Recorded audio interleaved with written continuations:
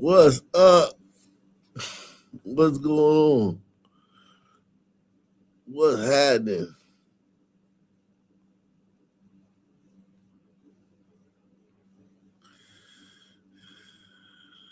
What's cracking?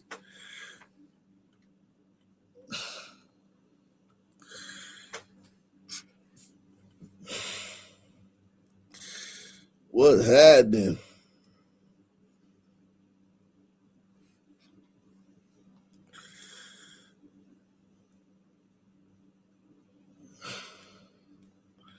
How's everybody doing?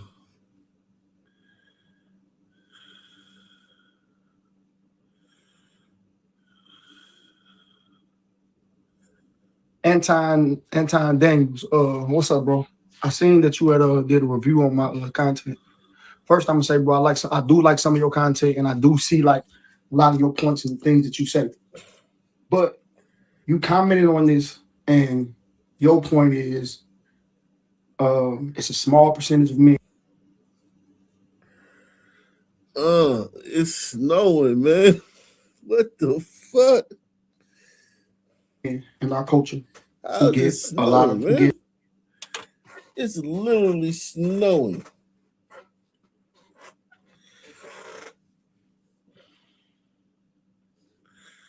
I'm looking like I looked out the window and I said, "What the fuck? It's snowing."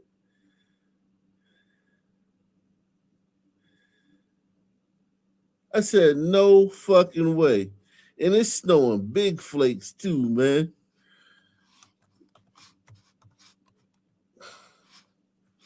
It's snowing big flakes. Hopefully that shit subsides, man.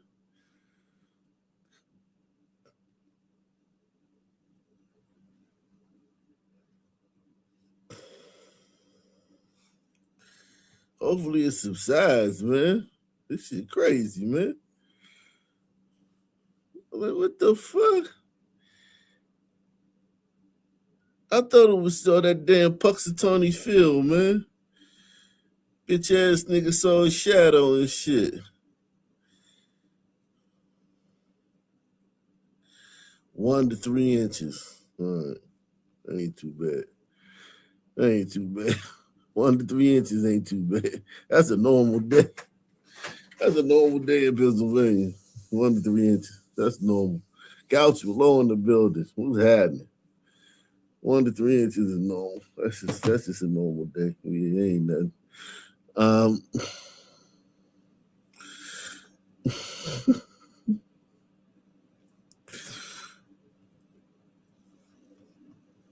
Switching gears to a violent night in Cincinnati. you claiming you believe in that shit. You got the funny Geneva watch with the Ferrari kit.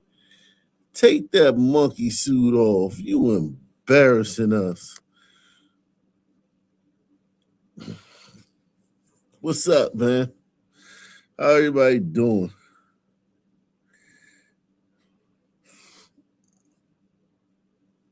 Jack 9. Yeah, I'm Punxsutawney Phil, bitch ass nigga. I ain't even gonna lie though, man. Like the weather don't even fucking matter, man. At the end of the day, either you're happy or you're not. Happiness is what matters. Weather doesn't really matter. You know what I mean?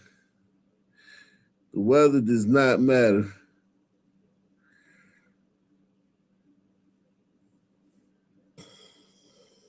Just look at Africa. Look at the Caribbean.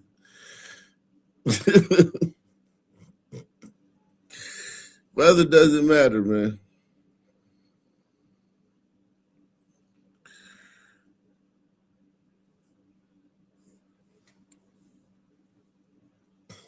Condoleezza in this bitch. Let's see what's going on, man. Salute to everybody, man. Salute to everybody out there. Switching gears to a violent night in Cincinnati. 4 people shot and 1 of them killed. This all happening over several hours all across the city. None of the shootings appear to be connected. And the violence started just before 1 in the morning after someone opened fire on a party bus downtown. And tonight we are getting a clearer picture of what exactly happened as police chased the suspect. News 5's Sean McKinnon joining us live now in Colerain, where one of the victims worked, and has much more. Good evening, Sean.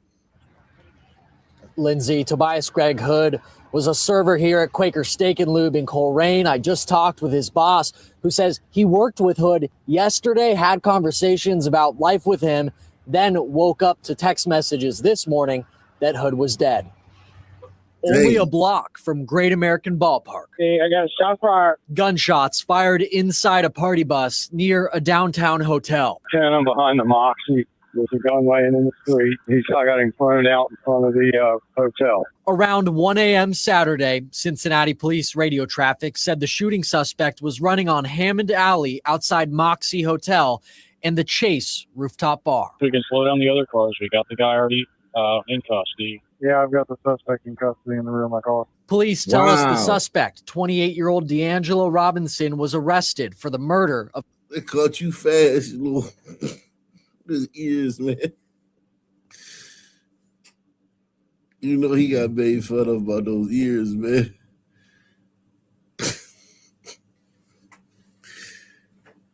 Yeah, he looked like a mouse, man. He looked like a human mouse and shit. We know you gonna tell. You look like a rat. But he gonna listen. He gonna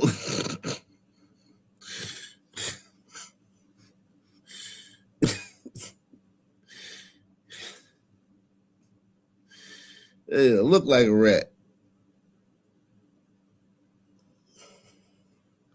He straight up just shot anybody. Like, this is, I was thinking about that earlier, man. The psychology behind that, man. Like, shooting in, just shooting everybody that's right there, or shooting up a house because you mad at a person, or shooting up a area because you mad at a person. And what I concluded is that it is kind of cowardice. It's a level of cowardice in there.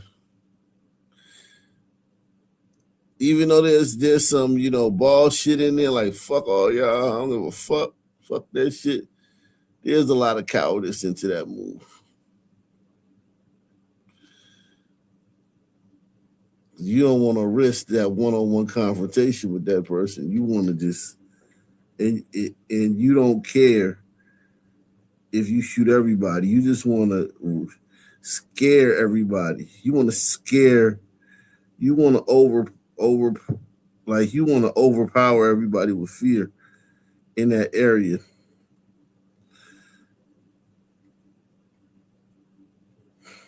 Some man. Jeez. Outside Moxie Hotel and the Chase rooftop bar. We can slow down the other cars. We got the guy already in custody. Yeah, I've got the suspect in custody in the rear of my car. Police tell us the suspect, 28-year-old D'Angelo Robinson, was arrested for the murder of 29-year-old Tobias Greg Hood. It's an absolute tragedy that we've lost him. He was loved by many. Hood was a server at Quaker Steak and Lube in Colerain. Coworkers brought to tears today, collecting donations for Hood's family. Manager Jesse Brock says he's processing losing an employee that felt more like a son. Wanting everybody to do the best, and he was trying to strive to be the best of himself. More gunshots on the party bus. Along with the murder charge, Robinson is accused of felonious assault with a 9mm pistol. Another man shot in the jaw, but expected to survive. 8814, our victim here was the bus driver. He said it happened on the bus. After being mentioned on police radio traffic during the 1 a.m. shooting, I'm behind the Moxie. We called Moxie and their rooftop bar. They declined to comment. Cincinnati police did not say if Robinson was part of the group that was on the party bus that night or what led up to the shooting. Robinson is expected in court Monday at 9 a.m. The crew here at Quaker Steak and Lube in Coleraine is collecting donations for Hood's family this next week. Reporting live in Coleraine, Sean McKinnon, WLWT, News 5. In a case nearly 33 years in the making, Dana Shepard pled guilty to the murder of Carmen Van Huss in March of 1993. Today, a judge handed down a sentence reflecting the statutes from back then. Marina Silva has been following this case since the arrest. She was in the courtroom as family was able to speak to Shepard before he goes to prison. Decades after Carmen Van Huss was killed, a nearly 33-year-old case is coming to an end as a judge handed down a sentence to Dana Shepard, the man who pled guilty to killing her. We are left to serve a life sentence of our own. I miss my sister. Those were common words we heard during a sentencing from Carmen's family before a Marion County judge sentenced Dana Shepard. Yo, like 90% of them cold cases that they finding because of the ancestry DNA, literally, like, I'm not even gonna lie to you, in my estimation, that it could probably be less. It could, in reality, it may be less, but from what I've seen, 90% of them is niggas, man. Like, damn it, all them white women that got killed back in the day got killed by niggas, man. Press 1. That shit crazy, man. Look at her, man. They killed her ass 30 years ago.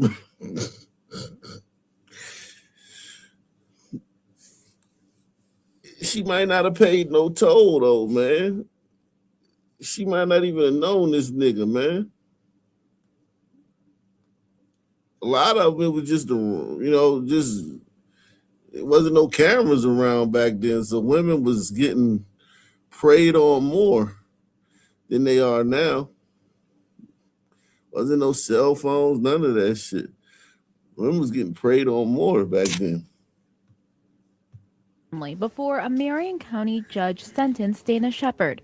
Dana Shepard was given a 45-year sentence. Under the sentencing guidelines in 1993, Shepard is required to serve about 50% of that sentence, which is about 22 and a half years. Carmen was growing into a bright young woman. She was full of life. She lit up every room she entered. Carmen was found murdered in her Northside Indianapolis apartment after her coworkers called her dad when she didn't show up to work. Her father, who has since died, found her. Court documents say she was stabbed and sexually assaulted. Her body was destroyed and left unrecognizable.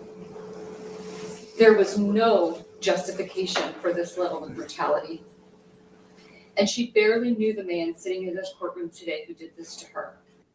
It would end up being advancements in DNA technology that eventually led investigators to Dana. He was in Boone County, Missouri, working for the University of Missouri. Despite the case finally being done in the eyes of the court, Carmen's family wishes their sister's killer would spend more time behind bars. We struggle to accept that we were never truly heard in a way that meaningfully affected the outcome.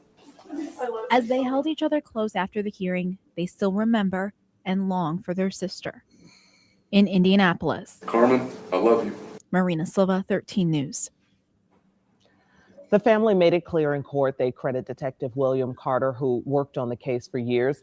Detective Carter was also there with the family during sentencing.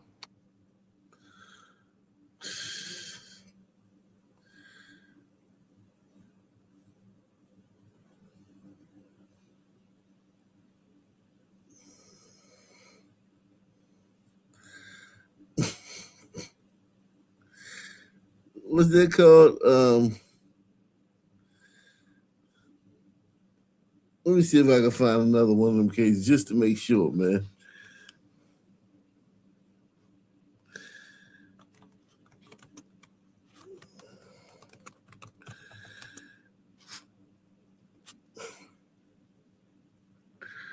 Let me see if I can just make sure.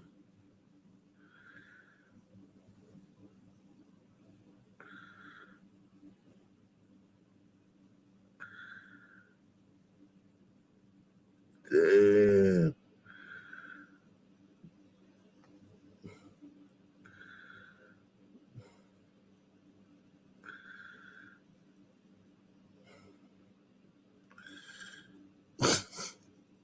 want to use the local news. I don't want. They go. Let me see, woman. Let me put woman, man. Here we go. All right, here we go. A cold case that has haunted a North Texas community for 3 decades has finally been closed. So today, Irving police announced modern DNA technology and a fresh look at some old evidence. They said that led them right to the man they believe killed a 29-year-old woman back in 1994. We got Nicole Nielsen today with reaction from the victim's family, who told her that they never gave up hope. And when Megan John. All right, what do y'all think, man? Son, Glider, Ombrito, what do y'all think? Who you think did this, man? Who y'all think did this, man? Put your bid in now, man. Put your bid in now so we can put your bid in now, man. Who y'all think did this one? Best friend Kelly got the call. Everything stopped. After 30 years of waiting, the news she'd been praying for. Who killed her, man? Who whacked her, man? 30 years ago, man.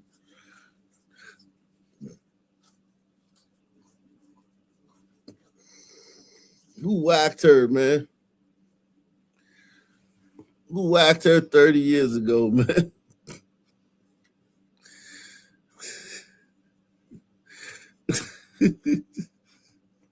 Finally came. Finally, we're here. And I really burst out in tears. The apartment complex where Megan was killed still stands, tucked along West Walnut Hill in Irving. It's where she was found stabbed to death back on October 5th, 1994, after not showing up to work. A life was stolen.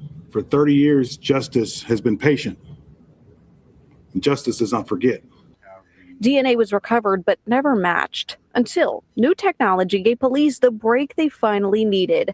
When a sample was retested, it came back to 61-year-old Daryl Patrick Gogan.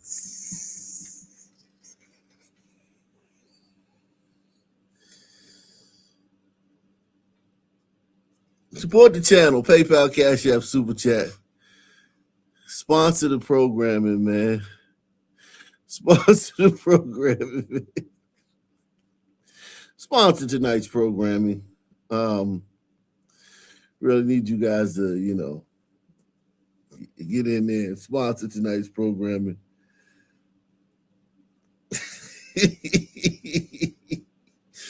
Yo, man, this shit is crazy, man.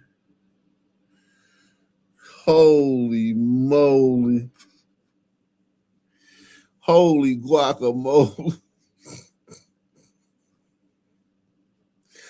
Holy guacamole, man. Holy guacamole.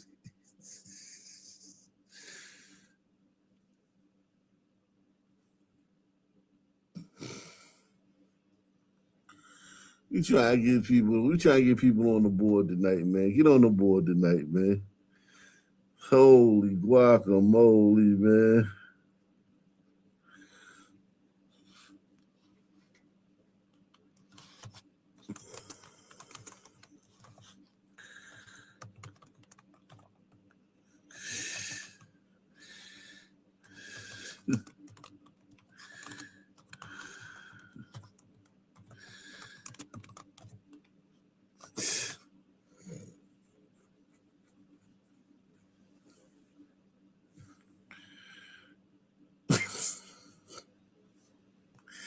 Roger Wood said, always bet on black.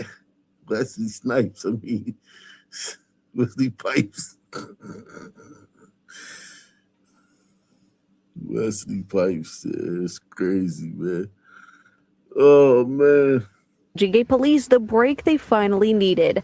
When a sample was retested, it came back to 61-year-old Daryl Patrick Gogans, a name familiar to police, as Gogans was John's next-door neighbor at the time. There was nothing that said that he was a suspect at the time. I wish Megan was still here. That nigga seen that pretty white girl walking in there every day. He was like, fuck it. You think he tried to holler and got shot down, or you think he just was like, fuck it?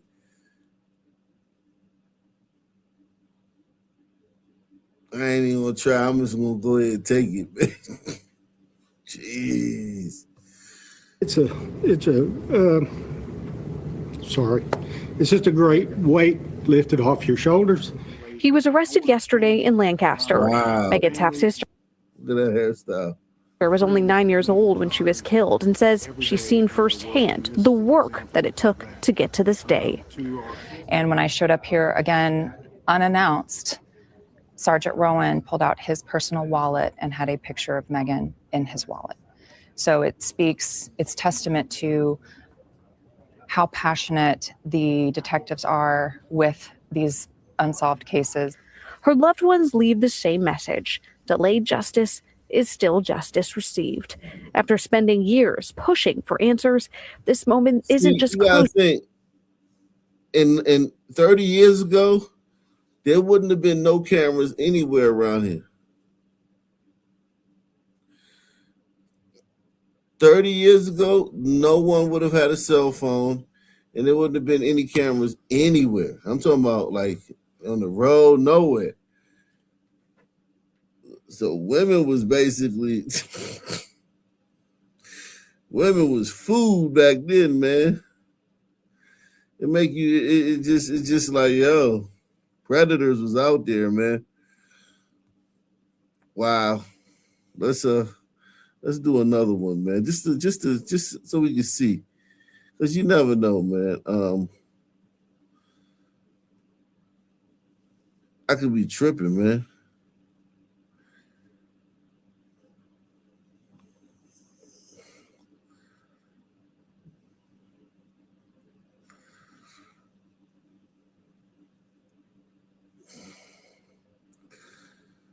I want to make sure I can't contaminate the pool, man.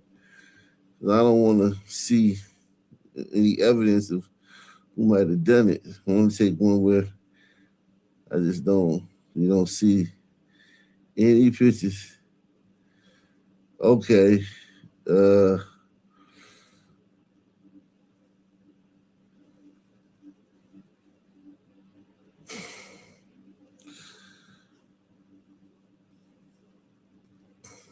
These cold cases is a motherfucker, boy. Jeez, yeah.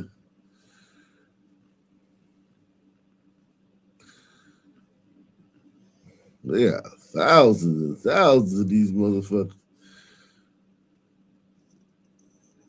Thank God, man, damn. Jesus Christ. If you killed somebody back in the day, man, you got to be shaking in your boots right now, man. All right, here go one. All right. Now to Bucks County, where officials say they've solved the decades-old cold case murder of a young girl. Yeah, today officials detailing their thorough investigation that ultimately led them to the suspect after 63 years. 9-year-old Carol Ann Doherty was found murdered at St. Mark's Roman Catholic Church in Bristol in October of 1962. Officials say their suspect is William Schrader. They say he lived close to the church and had a disturbing history of violence towards little girls. Action News reporter Okay, we got William Schrader, man. Trish Hartman is live in Doylestown now with the full details. Trish. Well, Sarah Gray, this cold case has loomed over this community for 6 decades. 9-year-old Carol Ann Doherty was raped and murdered here in this church behind me in Bristol Borough. Today, authorities announced that they now know who committed that murder 63 years ago. It was a cold case that some thought may never be solved. She took her final breath in that choir loft of the church that was so sacred to her and to her family. 9-year-old Carol Ann Doherty was found by her father, raped and strangled inside St. Mark's Catholic Church in Bristol Borough in October of 1962. That single devastating act changed my family's life forever. Today, Bucks County and state authorities announced a grand jury has determined that William Schrader, who died in 2002, was responsible for Doherty's rape and murder. Carol Ann's sister says she wondered if she would ever see this day. After so many decades of unknown. Okay, so gliders 1 for 1.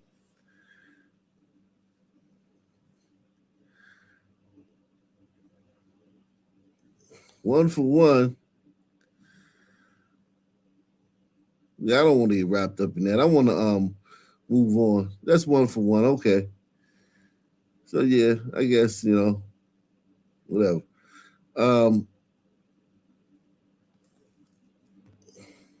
Residents in South Philadelphia on high alert. Police say there's been 5 robberies in that area in the last month. And while they investigate, police are warning neighbors to remain vigilant. Our Ellen Kaloje with the details. Police are putting up these flyers on cars to warn neighbors about a rash of robberies here in South Philadelphia. And even though neighbors say they're always cautious, they are a bit on edge.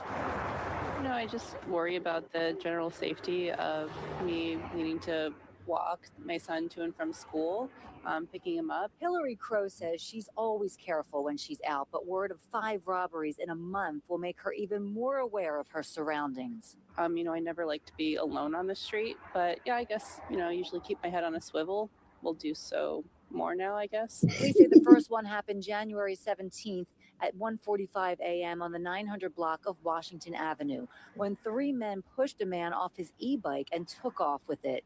The next one, February 3rd, 12:24 a.m., 1100 block of Carpenter Street, where 3 men punched and kicked a victim and took cash. And Wow. this ring camera video a few minutes after Look the at these robbery niggas. Look at that, walking down the street. It's snowing. These niggas walking through the street in the snow.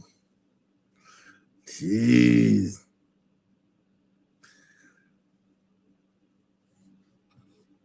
Could be a clue to the suspects, described by police as 3 black men between 20 and 25 wearing all black. 3 black men between 20 and 25 wearing all black. Okay. They giving up descriptions now? Let me find out, man.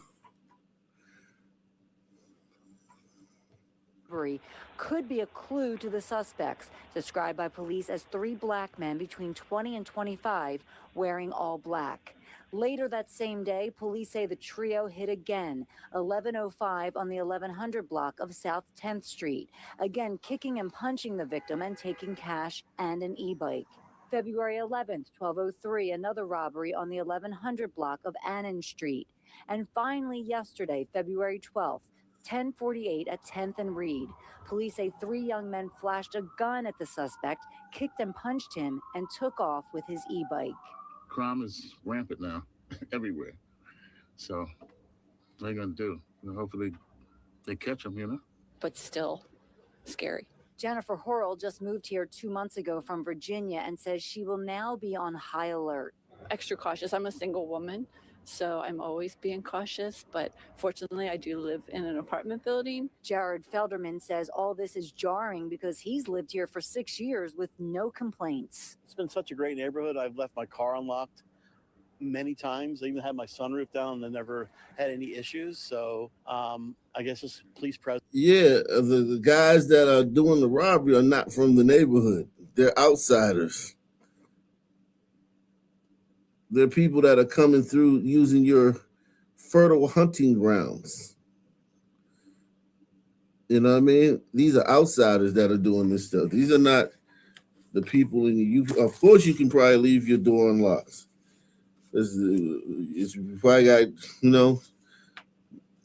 regular, nice white people in your neighborhood and whatnot. But it's a bad. What Fresh Prince say? A couple of guys, they were up to no good, started making trouble in my neighborhood.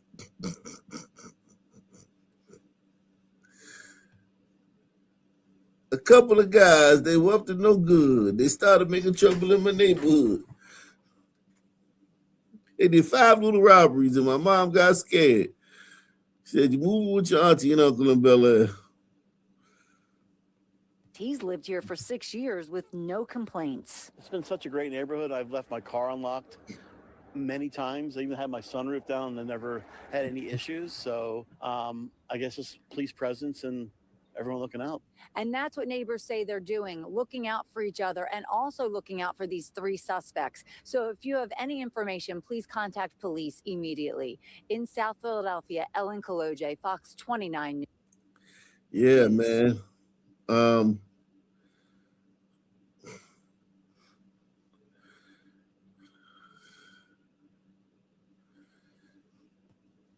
Here, new at 5, a Gwinnett County father is warning others about a crew that police say robbed his family at gunpoint while claiming to be sheriff's deputies. Channel 2 Gwinnett County Bureau Chief Matt Johnson's live at the jail. And Matt, this was part of a frightening home invasion. And 2 suspects are here in the jail with the help of the Sheriff's Department and the Gwinnett County Police Department. But the father tells me he remembers as many as 4 people inside of his home robbing his family. He's just thankful tonight that he and his family survived this scary home invasion. Sheriff's Department. Doorbell video captured 2 masked men covering the camera and shouting commands in front of a Gwinnett County home. Come on out. Come on, put your hands out. They claim to be Gwinnett County Sheriff's deputies with a search warrant at around 1:30 in the morning, but police say it was all a lie to get inside. 2 dudes pointing guns, masked dudes saying, search police department, search warrant, you know? So I stand up, and while looking, I see this not the police, this the robber. He says the men flipped beds and emptied drawers, demanding money, phones, and electronics on December 5th. After they left with cash and stolen items near Lawrenceville, detectives tracked down 2 suspects. When I get downstairs to the bottom floor, I see my other 3 kids laid down with masked gunmen pointing at them too. The Gwinnett County Sheriff's Office arrested 23-year-old Samuel Baxter on February 5th. And This got to be a different type of crime. Impersonating police, man, home invasion. You got to send a message, man. There got to be a different type of guideline for this, man. This ain't no normal robbery, man. You got to throw the book at these guys, man. These guys are dangerous, man. This is dangerous, man. They're impersonating police, man. That could be anybody. Like right now, if the police come, hey, come outside. I mean, like, shit, I might, what the fuck is the police? What the hell are the police doing over here?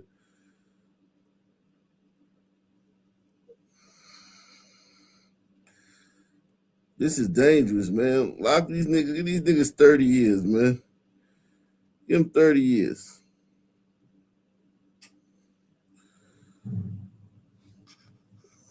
Police caught 23-year-old Devin Bowers on January 12th. It's kind of hard for anybody, most especially kids at young ages, you know, to endure that kind of trauma. This father says knowing 2 of the men are behind bars helps, but the fear of that night hasn't left his family. If someone comes to your house, you know, all black, fatigue, or whatever, saying police department, don't let them in. Do not let them in, and go ahead and call the police immediately. Now, both of those men are being held here without bond, facing home invasion, robbery charges, and more. As for why this home was targeted, the father says he has no idea, but he believes the suspects had bad information. I'm putting that together for Channel 2 Action News at 6. Live in Gwinnett County, Matt Johnson, Channel 2 Action News. And impersonating an officer in the state of Georgia can carry severe consequences. Penalties can be as severe as a felony or a misdemeanor and carry a sentence of 1 to 5 years. Also, you could be forced to pay a fine of up to $1,000.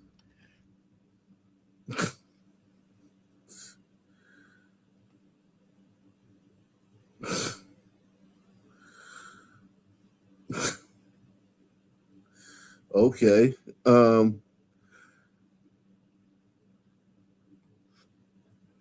Ooh, shit.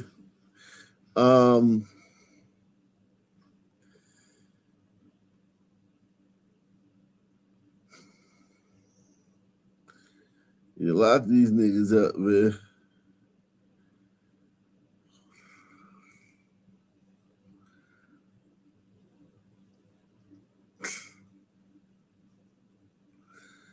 Give these niggas as much time as you can, man. Give these niggas as much time as you can. How much time should we give them? How much time can you give them? For real, that's what I want.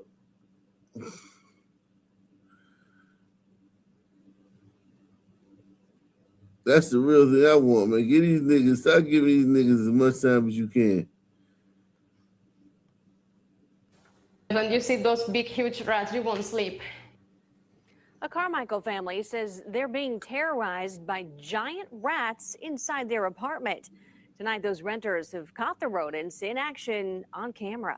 Angela Greenwood is here with more on what this family is going through. I can't believe the size of the rats I just saw there. I know. They're Just saw the massive. video. Huge. This is unsettling, to say the least. And the family and the apartment managers have made numerous attempts to get rid of those giant rats, but so far, they haven't been successful.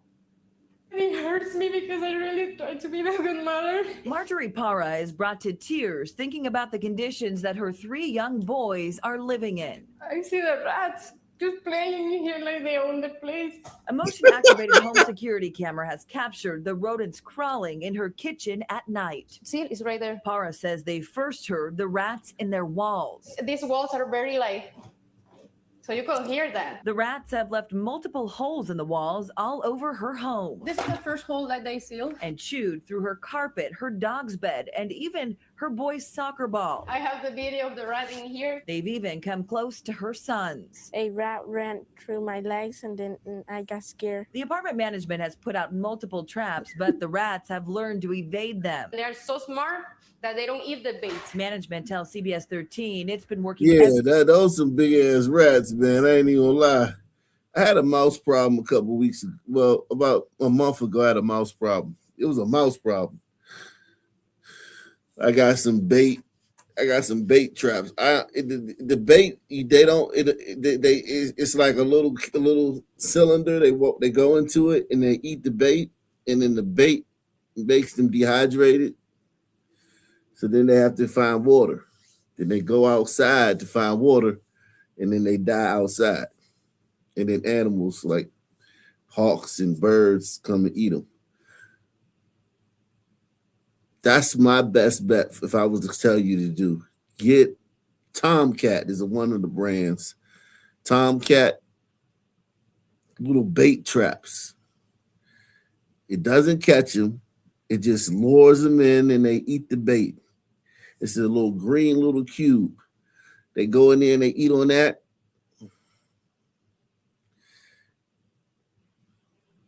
And you never, and listen, my mouse problem has gone down considerably. I haven't seen a mouse in almost a month, man.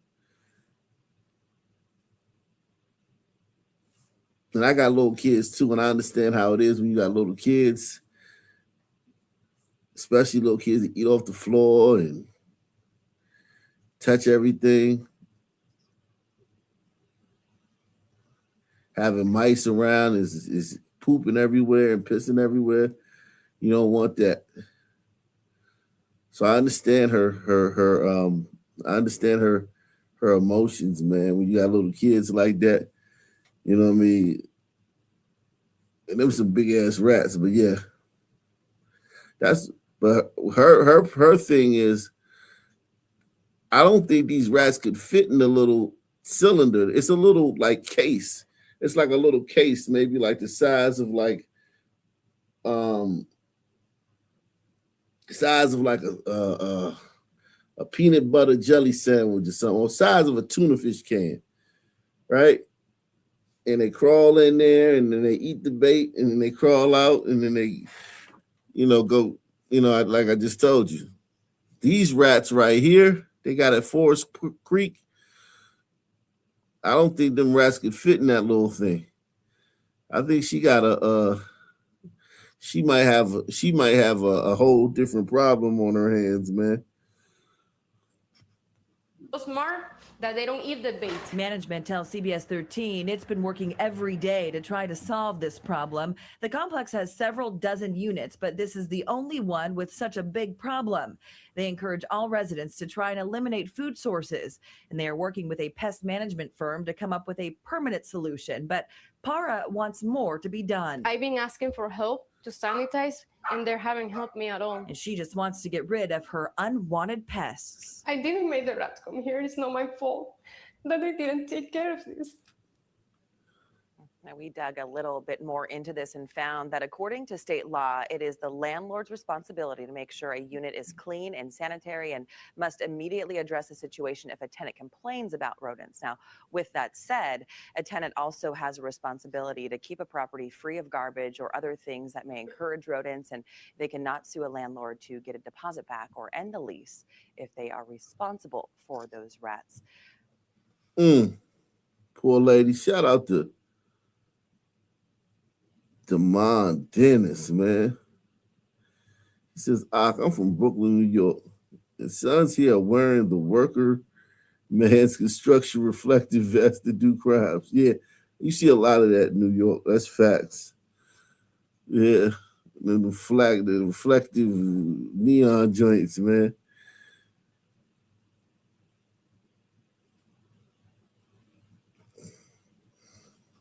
Yeah, you're seeing a lot of that.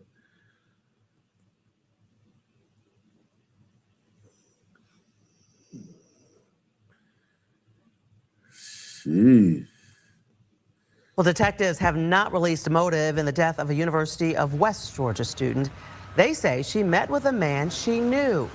Channel 2's Tom Jones live in Douglas County. Tom, deputies say she agreed to meet her accused killer. That's right, Karen. Deputies say that Lyric Farley and David Powell met right here in this parking lot behind this dollar store.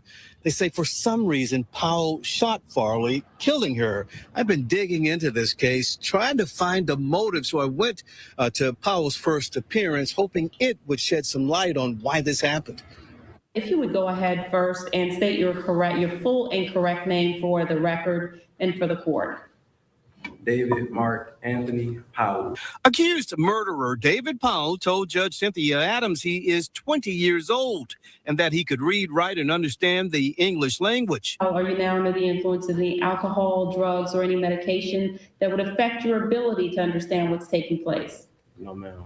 The judge then told Powell the serious charges he faces, like felony murder. By causing the death of Lyric Latrice Farley by shooting her multiple times. Detectives say Farley and Powell had a personal relationship. They had gotten into a disagreement and agreed to meet in the parking lot behind this Dollar General on Kings Highway Saturday around 1 that afternoon. For some reason, deputies say Powell shot the University of West Georgia student, killing her. Deputies say cameras in the area helped identify Powell. They say technology and good old-fashioned police work helped locate him around 12 hours after the shooting. All right, Mr. Powell, that means... The judge told Powell what will happen next in his case and let him know he may have a chance to get bond. You are entitled to, if you file for a motion related to bond, to have a hearing as to that issue as well. And Powell also faces aggravated assault with intent to murder. Detectives have not released a motive in this case. We're live in Douglas County. Hey, whack that girl, man. Poor girl, man. Yeah, whack by that son, man. That nigga care less either, too, man. Could care less, man. Tonight, the St. Louis skating community is mourning the loss of one of their own. 28-year-old Sam Linehan killed in a random attack at a local Starbucks earlier this week. Our Caroline Hecker spoke with Sam's friends and former coach about their loss in this senseless tragedy. If you knew Sam, you loved Sam. That's just the way it was. From a young age, Sam Linehan dazzled on the ice. A figure skater at heart, the Ice Zone at the Old Mills Mall was home to countless practices and shows. Sam's coach, Jamie Matthews-Sheeler, was there for it all. So were friends like Ashley Klotz and Abby Brown. We'd run around the rink together and, before and after practices, run around the mall together. And Sam continued skating into their teens before making the transition to coaching. The fact that, her journey abruptly ended, it's a it's a huge loss to this community. On Tuesday, St. Louis police say Sam was sitting in the drive-thru at this South City Starbucks. That's when police allege 58-year-old Keith Brown approached the car and shot Sam. Oh, we did this yesterday, man.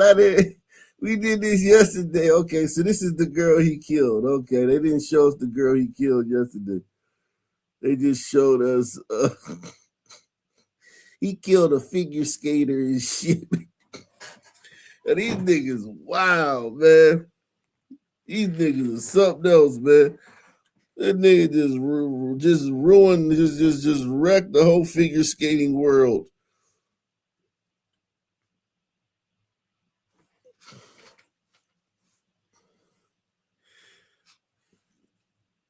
Could you imagine if this was reversed? Could you imagine if this was a black figure skater? Some white dude just killed her and shit. Some random white dude just ran up on her and killed her. Oh, Lord. Holy moly. And killed in a random Ended. It's a huge loss to this community. On Tuesday, St. Louis police say Sam was sitting in the drive-thru at this South City Starbucks. That's when police allege 58-year-old Keith Brown approached the car and shot Sam. She was starting her day and getting coffee at Starbucks. And it's just the unfortunate, horrific situation of wrong place, wrong time. She wasn't in no wrong place at the wrong time. She wasn't at the wrong place at the wrong time. She ain't do nothing wrong. That nigga was wrong. Press 1. That nigga was wrong. The women say they're angry, unsure of how to explain the loss to Sam's young students. What do you say to these little kids? Fart nigger. You say fart nigger. That's what you say. We gotta start giving out fart nigger passes, man.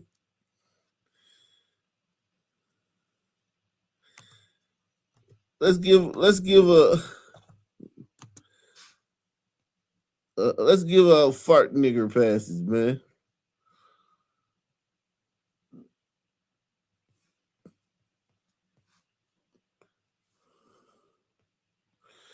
Give her a fart nigger pass, man. You get a fart nigger pass, man.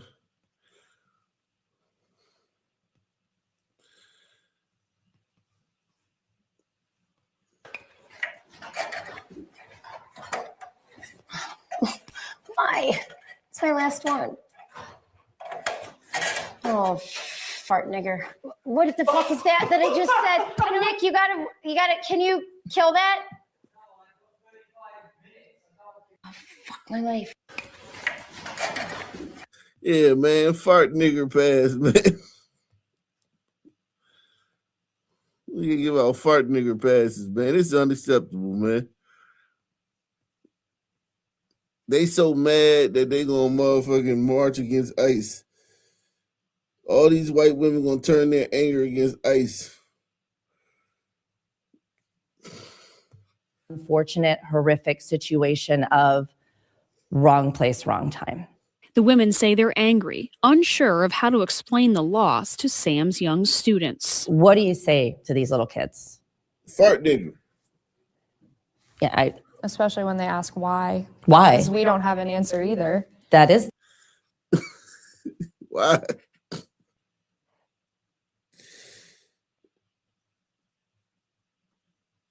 Fart nigger, that's why.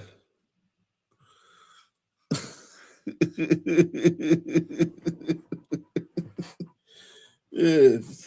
See, all these women hate ICE. Well, ICE couldn't help you with this one. He looked like he was an FBA, but I don't know what you could do, man. Y'all fucked up in 2020 with the defund the police and all that bullshit.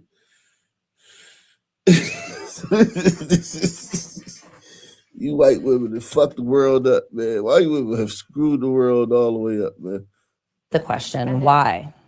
Bringing Sam's joy and sense of humor to the rink remains a priority, as does a different lesson. I feel like it's my responsibility to tell them, be aware of your. Is that all you gonna tell them? Be aware of your surroundings. Every black person equally.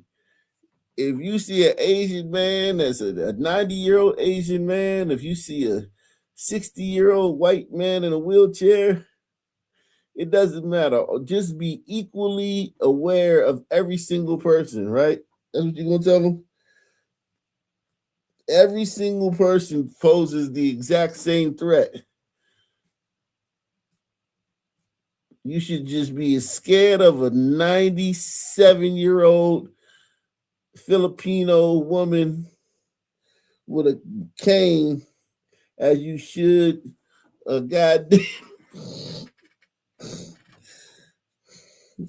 son, man, walking up on your car in the drive-thru.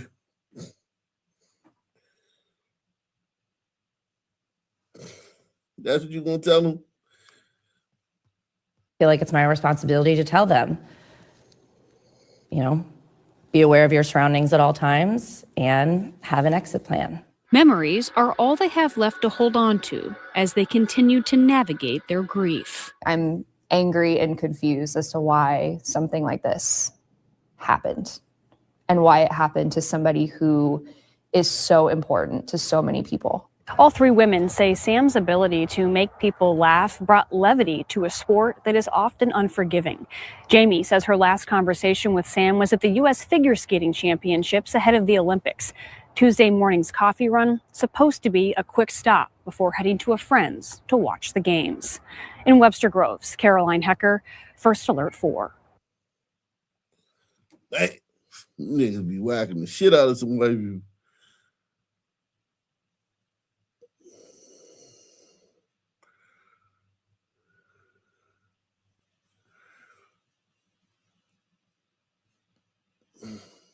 All right, new tonight at 6, she survived a deadly attack 6 years ago. However, while fighting for her life in the hospital, a Clayton County woman claims that Wellstar staff stole her jewelry. And now she wants the hospital to pay up. But as 11 Alive's Stephanette Haynock reports, Wellstar says it completed a thorough investigation. When I hear Wellstar, anything like that, I let them know that those people stole my things, in already a horrific situation, you guys made it even worse. December 15th, 2020, Janae Forth was shot 4 times. And then right here is where one of the bullets went through my right breast and actually went across my chest, and it's still lodged in my left arm. And then right here is where I got shot in my back. They rushed me into this room. There's staff around me, everything. Someone is taking off my... Who you think shot her, man? Who shot her, man?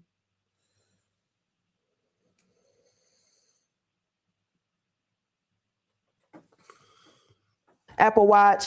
They're taking out my earrings. They're taking off my necklace. They said they have to put me into some type of machine. Janae says when it came time to be discharged from Wellstar Atlanta Medical Center, employees told her, "Well, you didn't have anything when you came in." I said, "Yes, I did. I had Apple Watch. I had my diamond earrings, my diamond necklace." And they're like, "Oh, wait, hold on. Let's go check. We're going to go get it for you." They come back and tell me that they did not find anything. And I'm like, well, someone must have taken it or something. And so Janae sent emails for years trying to get to the bottom of it. My Apple Watch, diamond necklace, and diamond earrings were removed from my person upon arrival. Wellstar responding, telling Janae that Wellstar is not liable or responsible for lost or damaged personal belongings and valuables, for example, money, jewelry, hearing aids, or dentures, unless placed within a Wellstar safe. They were never placed where they were supposed to be. Wellstar sent over a statement to 11 Alive saying, quote, "We did a thorough investigation and shared our findings with the patient at the time of the incident. Valuables either stay with patients or may be secured, cataloged, and kept with high security until the patient can collect them." At least leadership could say on behalf of Wellstar or whatever, we sincerely apologize. Nobody has even said, "You know what, Janae, we're sorry that happened to you." Janae says during her stay, her Apple Watch location showed it was outside of the hospital. Janae also says that she did not fill out a police report because Wellstar told her to fill out a missing items incident report with their loss prevention. So now she says she's going to take legal action if she has to.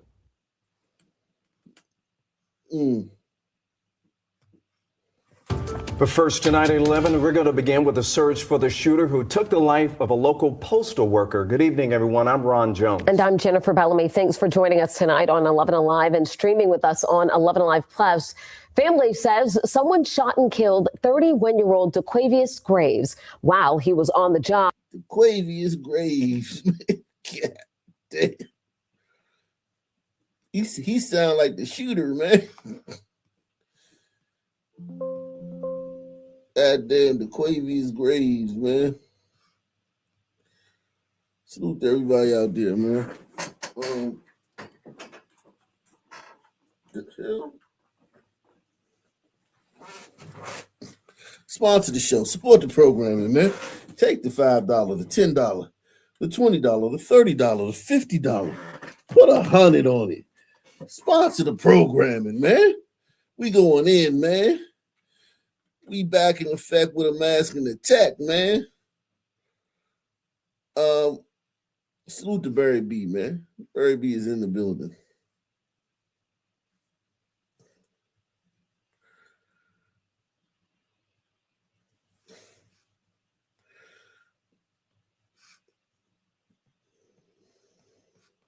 On 11 Alive Plus, family says someone shot and killed 31-year-old DeQuavius Graves while he was on the job Thursday. It happened in DeKalb County. 11 Alive's Gilad Malamed is live now from the Wesley Chapel Post Office Indicator. Now, Gilad, you spoke with Graves' mother tonight. How is the family holding up during this heartbreaking time? His mom tells me the tears from her grief were so intense earlier today. It felt like a spirit had taken over. But tonight, she is not facing that pain alone, surrounded by family, friends, and her son's coworkers from here at the Wesley Chapel branch. Baby boy, if you're listening to your mama, Shannon Graves now looks up to heaven. Know that we all love you and miss you so much. To talk to her son. My sunshine. He always brighten the day. She describes her son, 31-year-old DeQuavius Graves, as a mama's boy who always knew how to make her laugh. But police say Thursday night he was shot and killed in DeKalb County, ending his life in an instant. I was like, this is not real. I kept telling them, this is a dream. Y'all telling me my child is dead?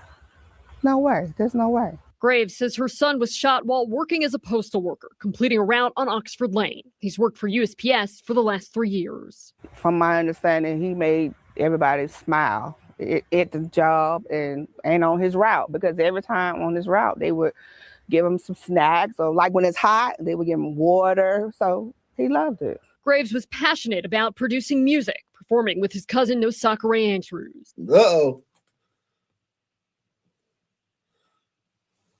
Rap. Hip hop, man.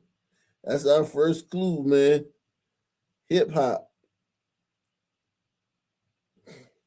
Bitch ass nigga. What you gonna do? I know you're a route, nigga. I know you're a route, postman, nigga. Don't think you safe out here, bitch ass nigga. I know you're a route. Catch your ass out there while you delivering mail, you bitch ass nigga.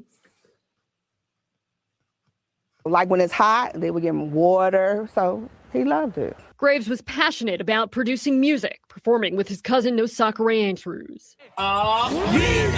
He's always allowed me to physically and figuratively get on top of his shoulders. Andrews says his cousin spent years helping him become a musician. I wouldn't be where I am in life as a producer, as an artist, or even as a person without my cousin. Anything that I needed him to do for me, he would do it.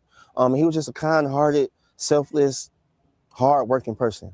Now the family is demanding answers, desperate to know why his life was cut short. Why? Why would somebody want to do that? This was a very cowardly move, and I want you to please come forward and give yourself up. DeKalb County Police and the United States Postal Inspection Service are investigating this. USPS says that they do have counseling services for employees here. Live in Decatur, Gilad Malamed, 11 Alive. And hopefully the family gets the justice that they deserve. Gilad, thank you.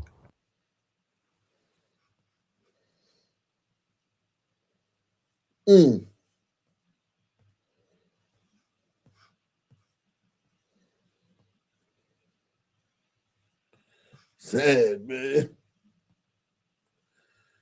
That is so sad, man.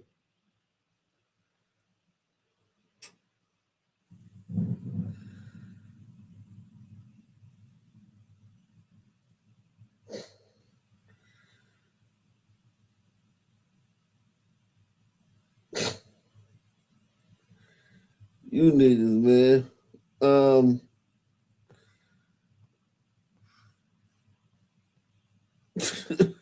God, dog. You niggas something else, man. I'm telling you, man. You niggas something else. Your reign of terror, man. Gee.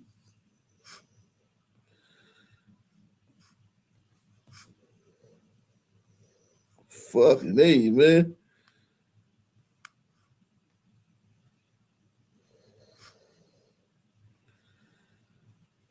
Fucking A, man.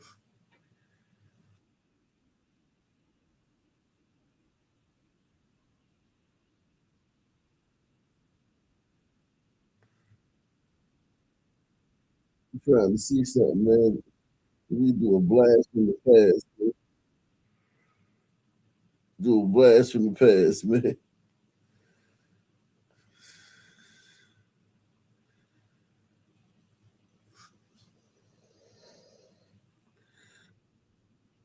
Jesus Christ.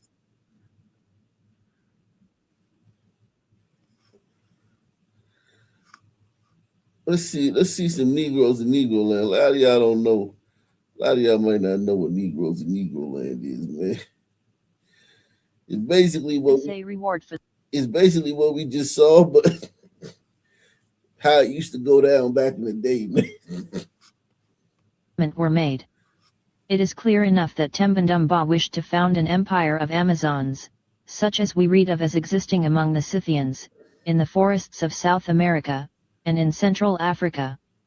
She not only enjoined the massacre of male children, she forbade the eating of woman's flesh. But she had to conquer an instinct in order to carry out her views. She fought against nature, and in time she was subdued. Reader's Savage Africa, page 292. On our march to the marketplace we passed along part of the walls of the palace, which covers an immense space. The bloodthirstiness of the Negro. I don't like this reading of it. That reading of it is not that good, man. That reading sounds robotic, man. That reading sounds robotic, man. That reading sounds robotic. I'm gonna have to find a better reading of it. I'm gonna have to find a better reading of it. I'm gonna have to find a better reading of it. Let me go to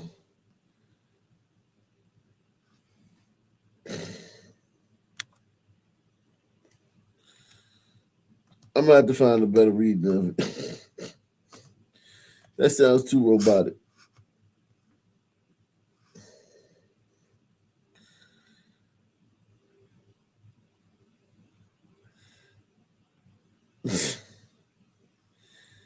They was all cannibals back in those days in Africa. All them tribes was cannibals, man.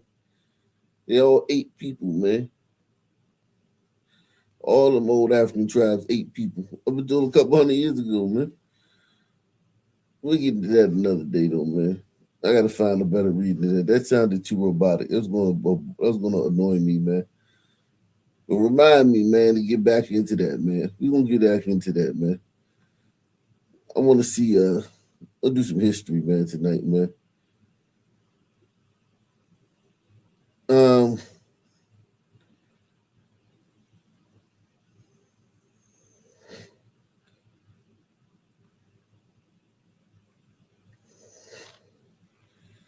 want to do some history, man. Tonight, man.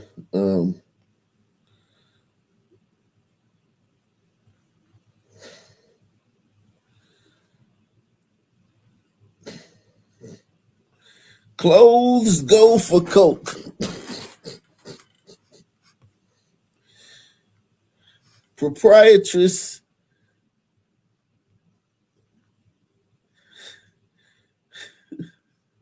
This is 1905, Baltimore, Maryland, man. 1905, Baltimore, Maryland, man. Let's read this news article, man. Jeez.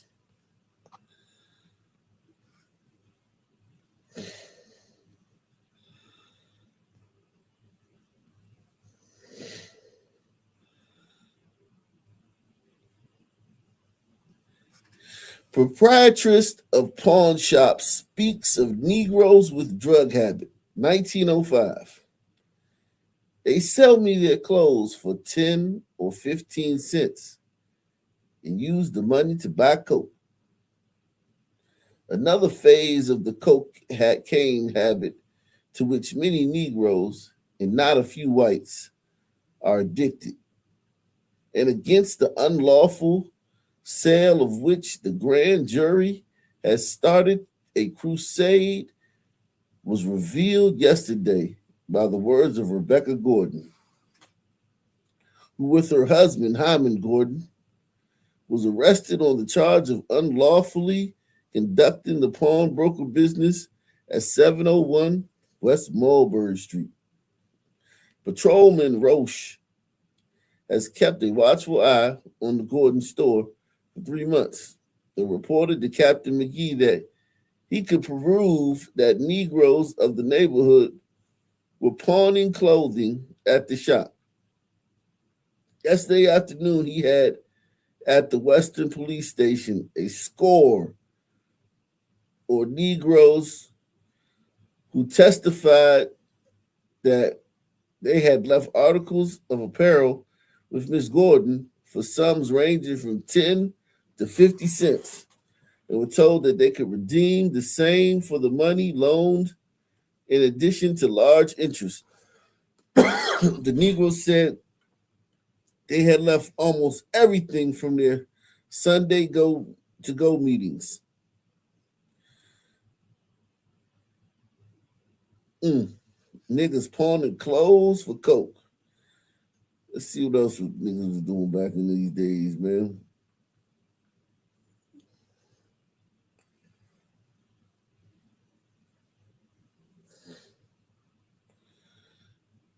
Let's see what the hell they was doing back in these days.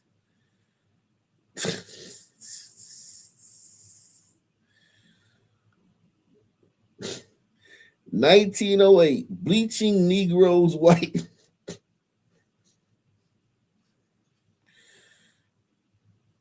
Niggas was trying to get bleached white in 1908. Ain't that a bitch?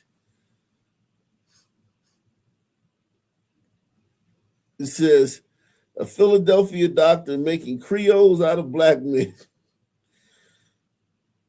Working upon the well-known fact that X-ray machine possesses the property of destroying the coloring matter of the skin, a Philadelphia doctor is, with more or less success, using such a machine to bleach the skin of Negroes to as near white as possible. Yikes.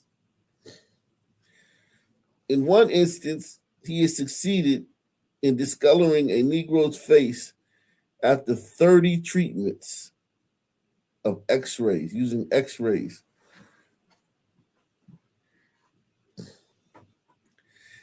In the other case of black skin now being treated are progressing satisfactorily.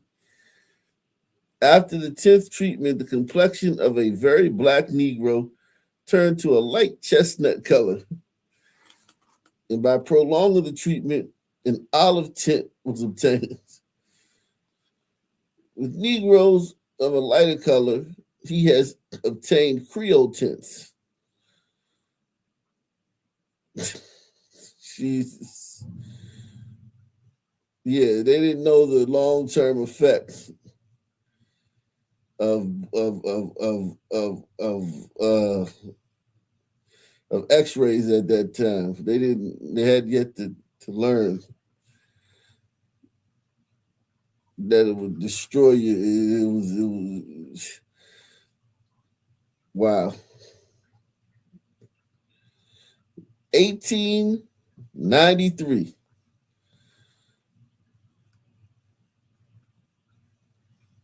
1893. We talking about trying to bleach her face. A colored woman who wants to change her ebony hue.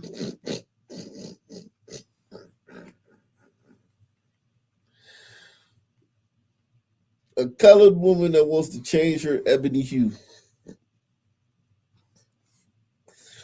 A bleached negress, her face strangely mottled with patches of yellow and spots of ebony black, revealed to Justice Grady yesterday in Jefferson Market Police Court that dusky maidens who prefer the skin of Japhet to one of the darker hue of ham are just now using a preparation which is guaranteed to soften the shade of midnight into the less somber light of early dawn.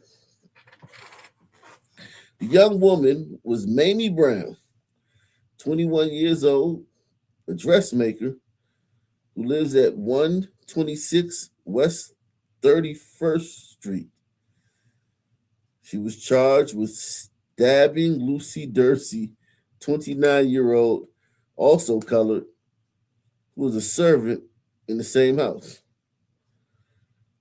The Dursey woman was taken to the New York hospital where the physicians said she was in a dangerous condition. In the Jefferson Market Police Court yesterday, when the brown woman was brought before Justice Grady, everyone noticed the peculiar appearance of her face. It was originally black, but in places the skin had partially peeled off from the face, leaving a yellowish white. So you niggas is doing anything y'all could to, holy moly.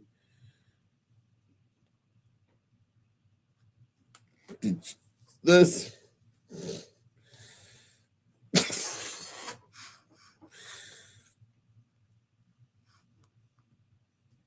Jeez.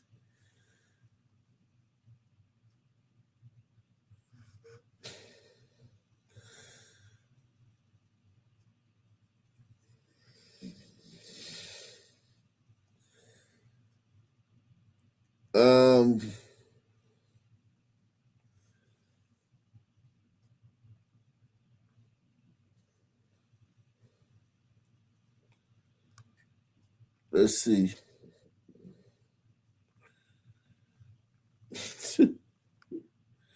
Yo, you need something else, man.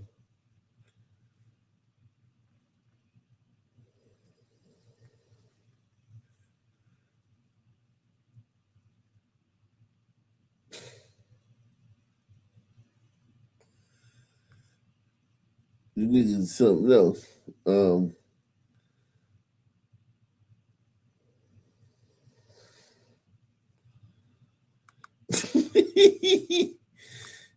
1898. Colored rowdies. Many Negroes celebrate Christmas by giving the police a great deal of trouble.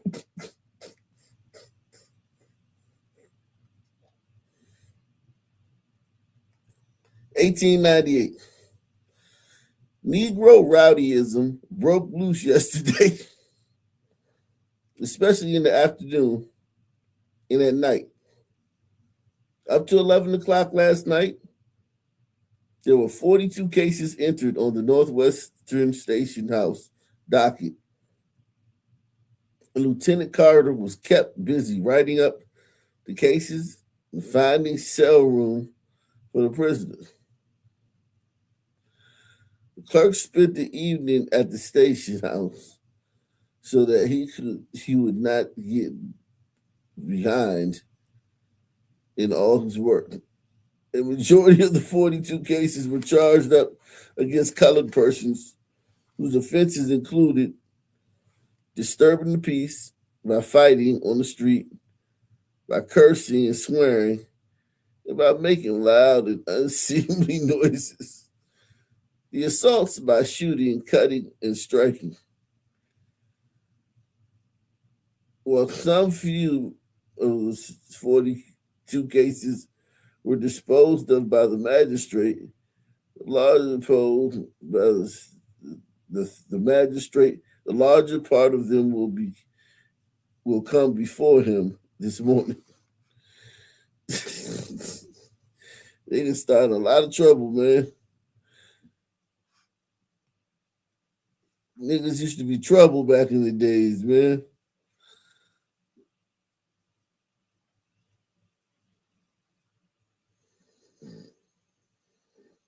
Mm-mm-mm.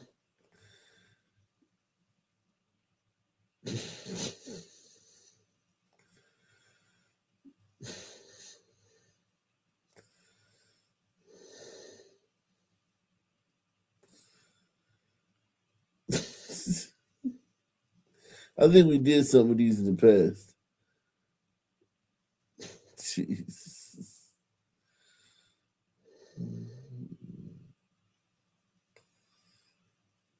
Wow.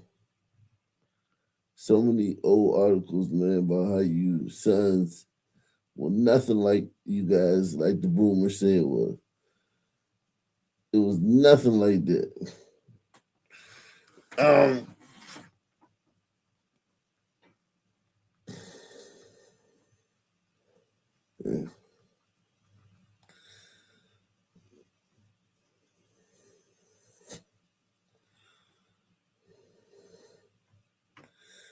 Negroes costumed as Klansmen nearly start Halloween riot. Discarding of sheets and flour sacks, say 8 from hospital. Other members of race advanced to the set.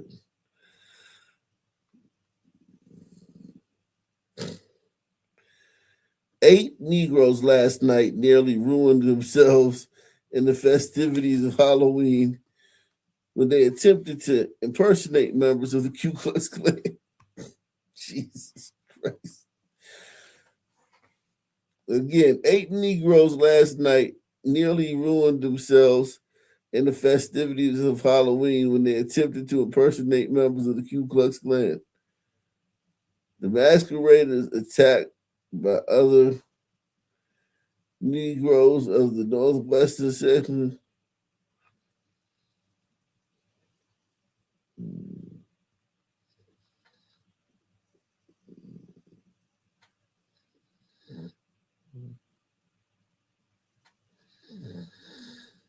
This is insane.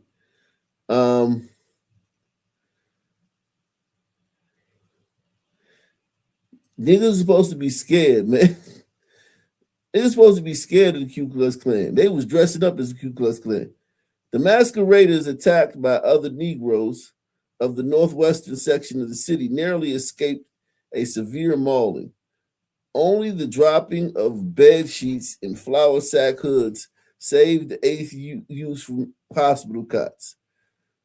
So they dressed up as these niggas dressed up as the Ku Klux Klan for Halloween. And what did the niggas do? Did all the niggas run away, run for the hills? No, the niggas attacked them. The niggas attacked them. These niggas did a prank dressing up as the Ku Klux Klan and they got attacked.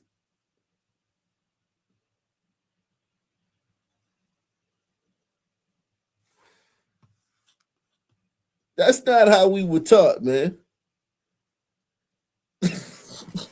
We were taught that if you were to dress up like the Ku Klux Klan, niggas would just be running for the hills. Niggas would be... These niggas, they got attacked, man. They came around some niggas dressed... Wow. You're going to get this type of information here, man. On Arc Nation News, man. Yeah, we...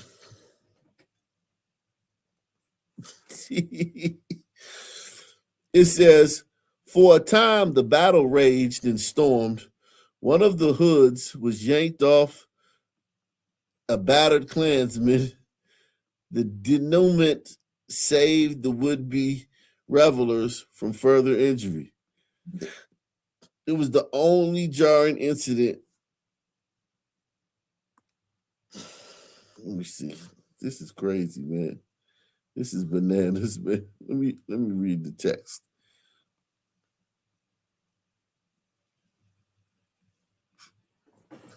It was the only jarring incident that marked the holiday spirit of the laughing, gay, carefree throngs that jammed the streets. It was a jubilant night, reminiscent of the carnivals of pre-Volstedian days. Many characters portrayed: slippery elm sheiks, spindle-legged toreadors, gypsy maids with no fortunes to speak of, Pennsylvania Avenue George Washingtons, ladies sporting beards of two-day vintages, smoking huge cigars, Exeter Street Indians, 10th Ward Madame Butterflies, Columnians, and pre-war vintage, ODU professors of criminal law. Okay, so yeah, those sons dressed up as Klansmen and got attacked. That's crazy. Niggas said, oh shit, they go to Klan, let's get them. Ain't that a bitch? They go to Klan, let's get them. Fuck it, hey, man.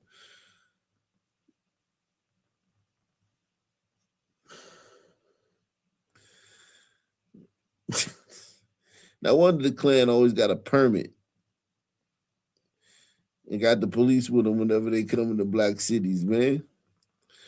This was the 1800s, though. Unbelievable, man. Unbelievable. Unbelievable. Let's get back to oh shit. Oh shit. Let me get back to the regular scheduled programming, man. That's a doozy right there. I think that's enough, man. And left 4 people hurt. Series of shootings across Louisville this weekend left 4 people hurt and 1 man dead. Our Joyce O'Geary explains the investigations and the renewed push for gun safety. All this nonsense shooting needs to be stopped. You know, it needs to be handled. LMPD say 4 people were shot in 4 separate incidents over the past 2 days. The most recent shooting happened early Sunday morning just after 4:30. Officers responded to Standard Village Circle, where they found a juvenile suffering from a gunshot wound to the leg. Detectives determined the shooting on Standard Village Circle was accidental and self-inflicted. The Jefferson County Sheriff's Office is stressing the importance of gun safety following another preventable shooting. You need to keep those guns secure. Keep them locked, whether it's using a gun lock, whether it's being in a safe, biometric lock boxes, keeping ammunition and magazines away from the firearm itself. The gun locks were donated through Operation Tomorrow, a nonprofit led by suicide prevention and gun safety advocate Taylor French Henry. You simply take the key and it comes out and it slides right out of the gun, put it back in, turn the key, and there it is. Saturday evening, just before 6, officers were called to North 35th Street in the Portland neighborhood and found a man shot in the leg.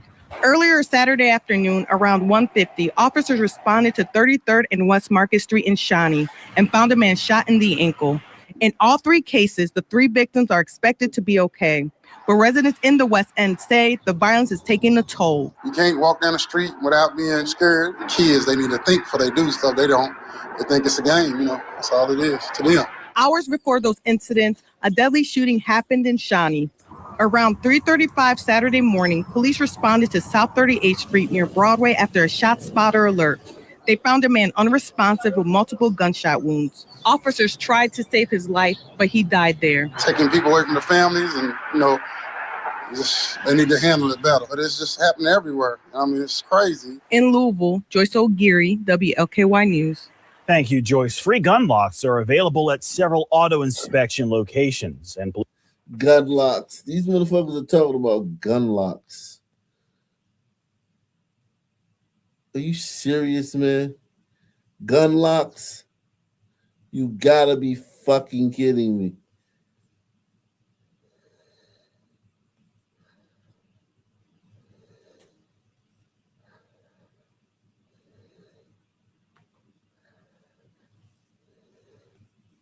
Well, 2 people are dead and 2 others injured after a shooting inside of a bar. KCPD say they received reports of gunshots just after 2 in the morning near Southwest Boulevard and 28th Street. KMBC 9's Alan Shope has more.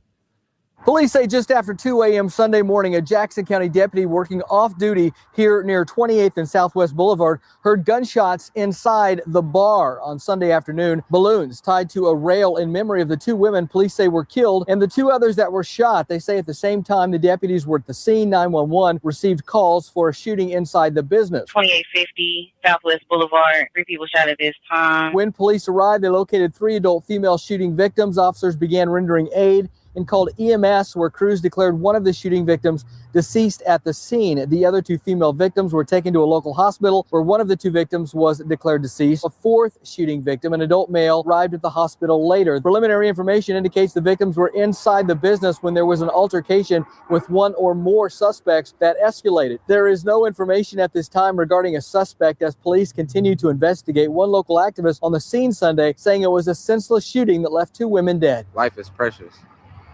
And if we don't make a stand now, it might be too late. Police say there were plenty of surveillance cameras in the area, which they'll continue to track down that video to give detectives a better idea of what led up to the shooting as they continue to look for motive and a suspect. Near 28th and Southwest Boulevard, Alan Shope, KMBC 9 News.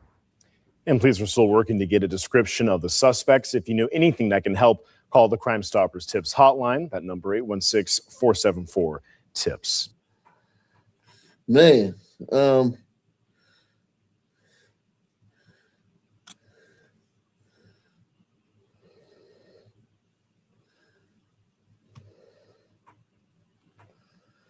And in other news tonight, police have now announced 3 arrests in the killing of an 18-year-old in Hamden last month.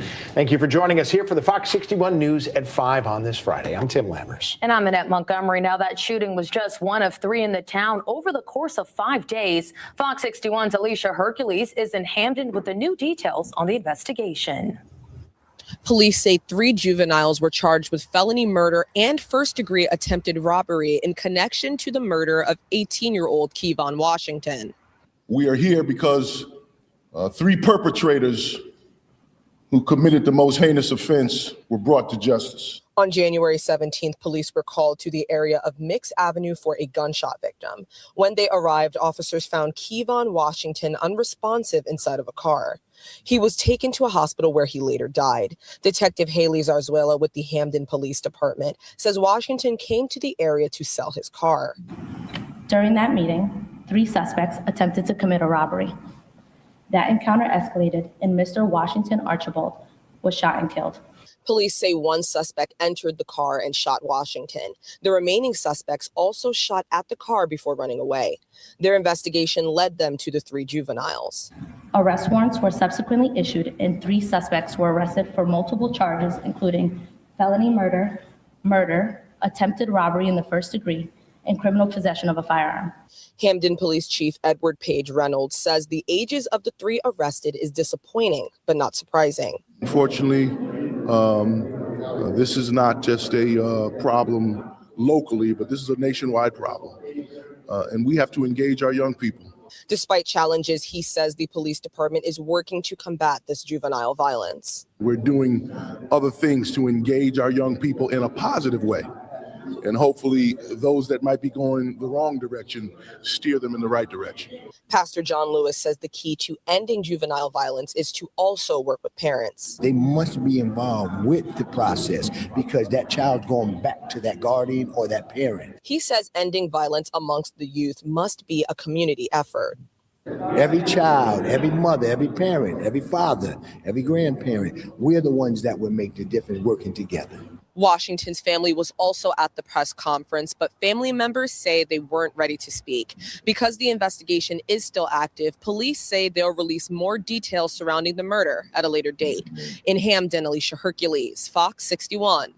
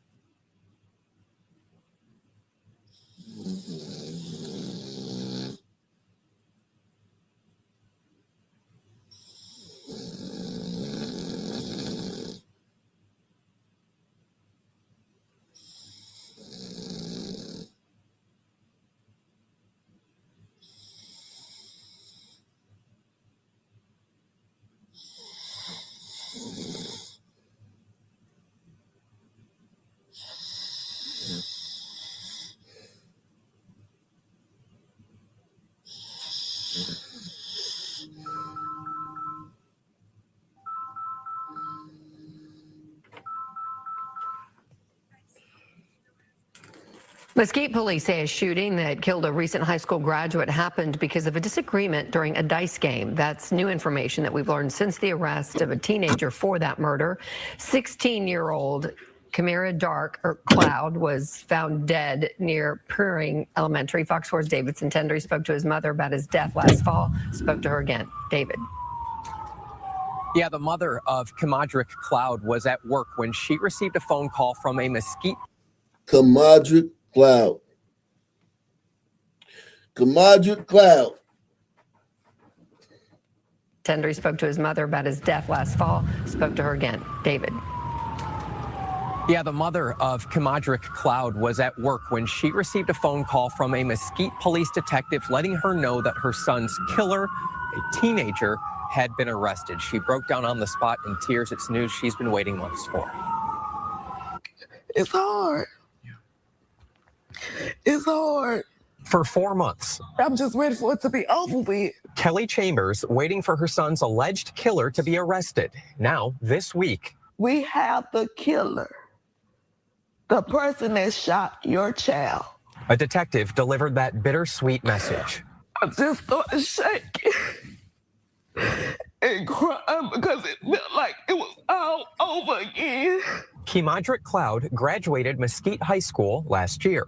His mother says he had a full-time job, stayed out of trouble, and spoke catchphrases about living his best life.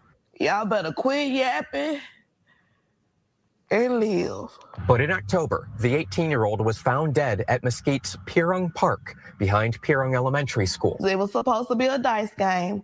A dice game, police believe, is what led to the murder. A 16-year-old boy at the time allegedly shot and killed Cloud. Police did not release the suspect's name. It was more than just him that was involved in it. So I want everybody to be held accountable. Police will not say if others will be charged, but Cloud's mother has a message for anyone involved. Tell them to speak, because my child lost his life for nothing.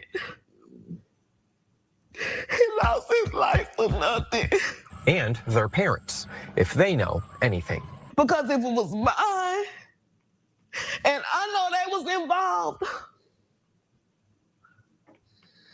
I'm turning their in. Because that's what a real mother would do. So the suspect is now 17 years old, which is typically considered an adult in the eyes of the criminal law in Texas. But again, because this happened when the suspect was 16 years old, for now, police charging him as a juvenile. It's just all so fucking pointless. This nigga gets killed because of a dice game. A little kid, another kid killed him. That kid's gonna go to prison. Nigga lives are fucking sad and pathetic, man. Nigga lives are just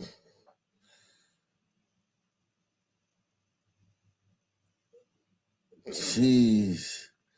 So many black teens get killed.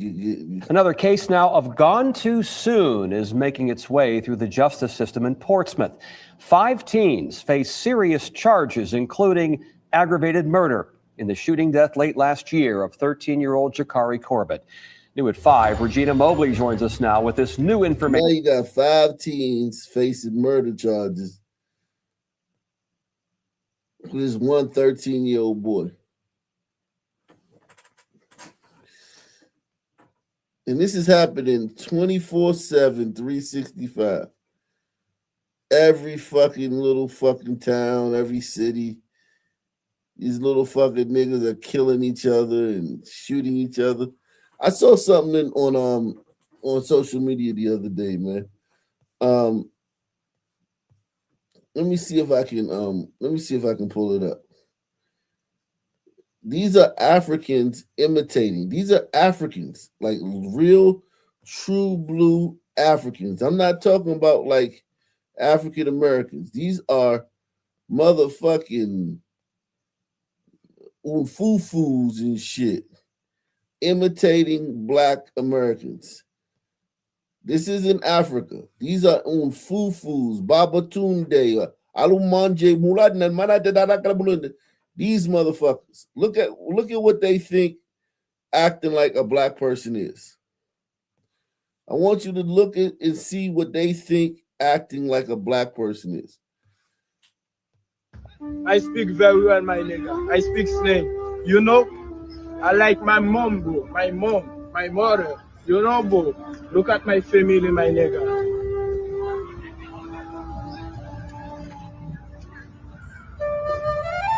We live.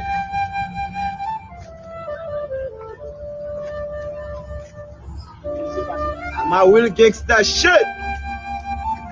Look that. Yeah, fair boy, KK.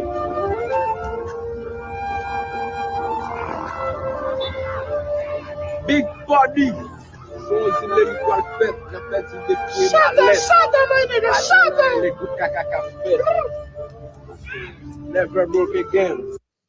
I speak very well, my nigga. I speak slang. You.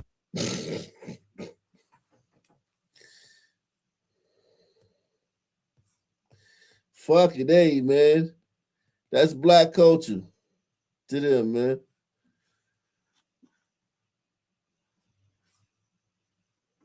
Unbelievable.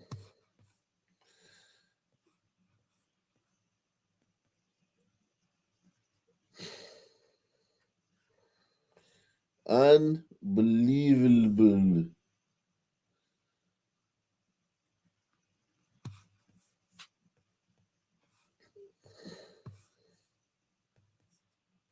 Let's see what this Brito got to say, man.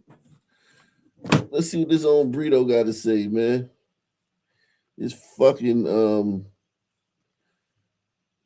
Brito. Salute to Deluxe 247, aka Cal, aka the real MVP, coming through once again. Shout out to Deluxe.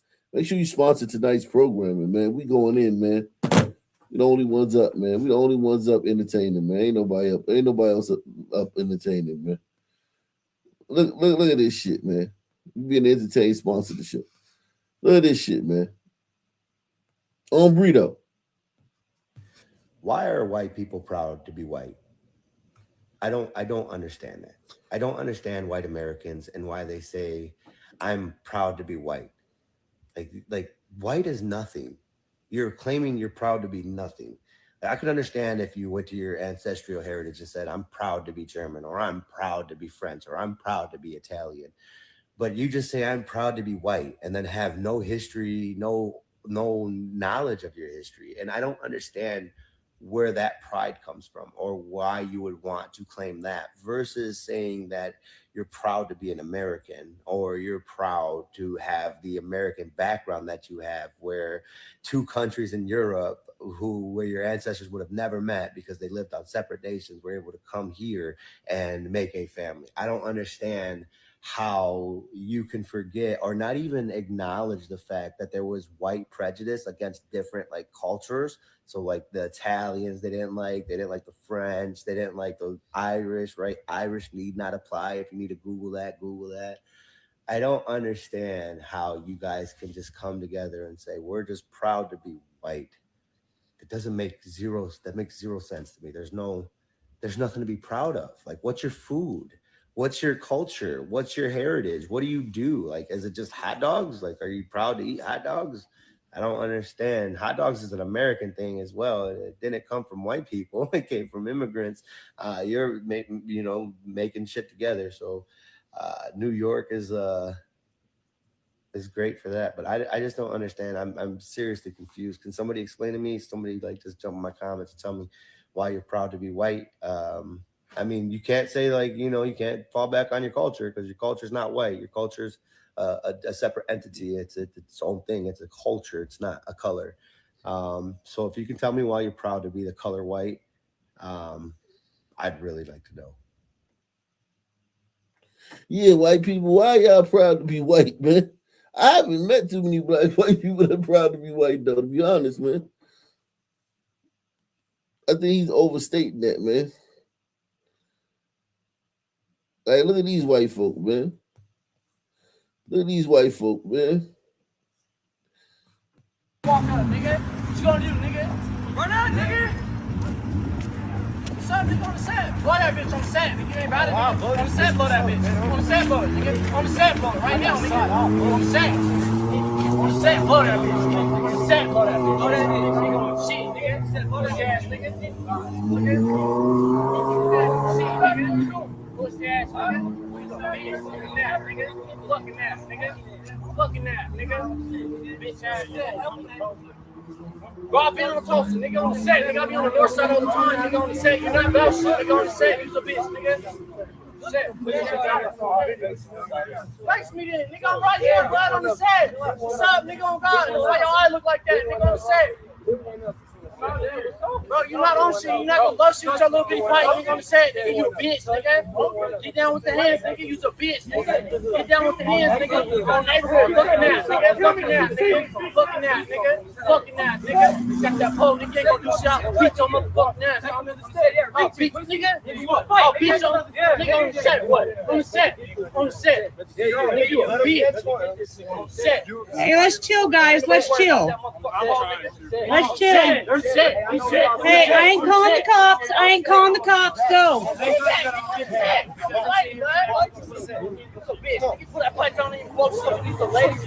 That's why you not let me out of your shit. Pussy ass nigga. Fight, nigga. Fight. No. No. Hey, why don't you all go somewhere else? No. Y'all chill. Y'all chill.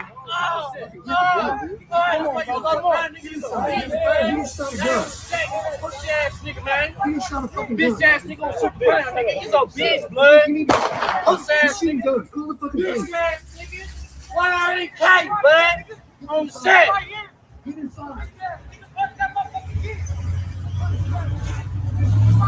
inside. Call the fucking police. I will. You call.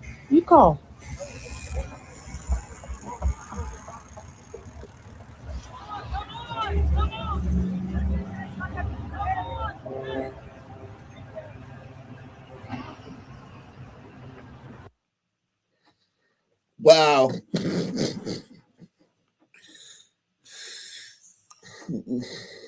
See, you've seen the Africans, now you see the white boys, what they think black culture is.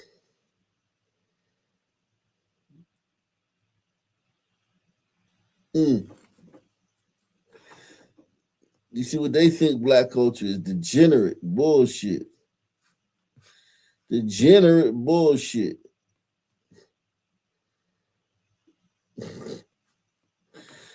Yeah, that was crazy. That was bananas.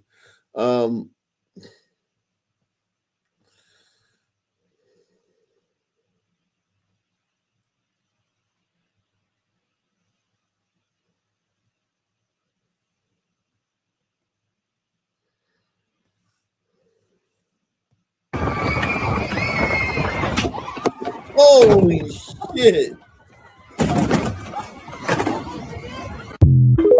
Yo, that shit had to, that shit hit her in the back of the head, yo.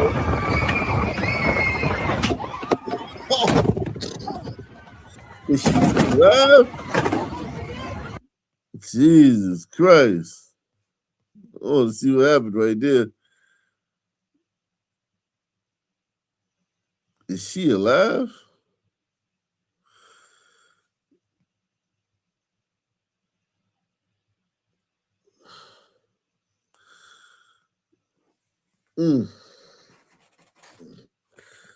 Fucking dumbass bitch.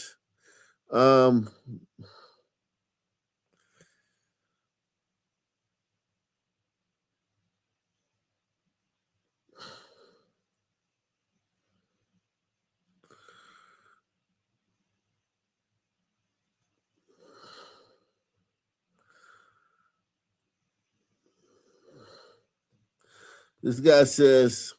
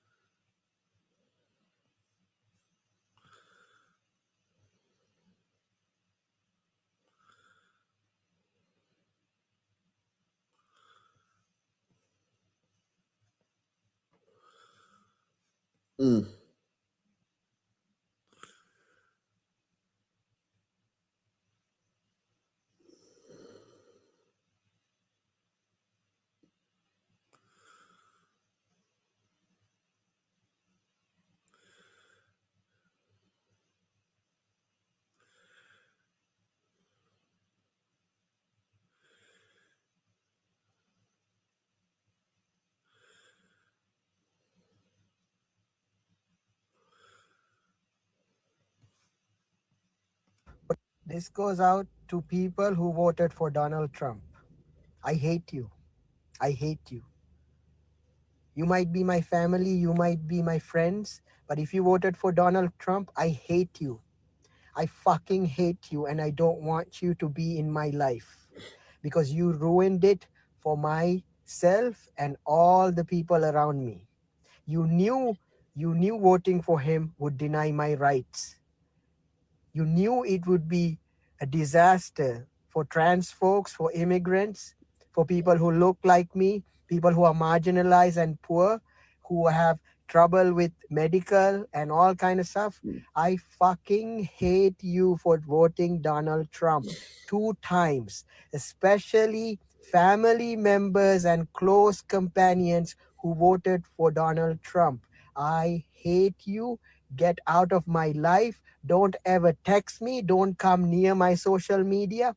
I don't want anything to do with any one of you. You have ruined my already difficult life. fuck you, Patel. Go back to your fucking shithole country.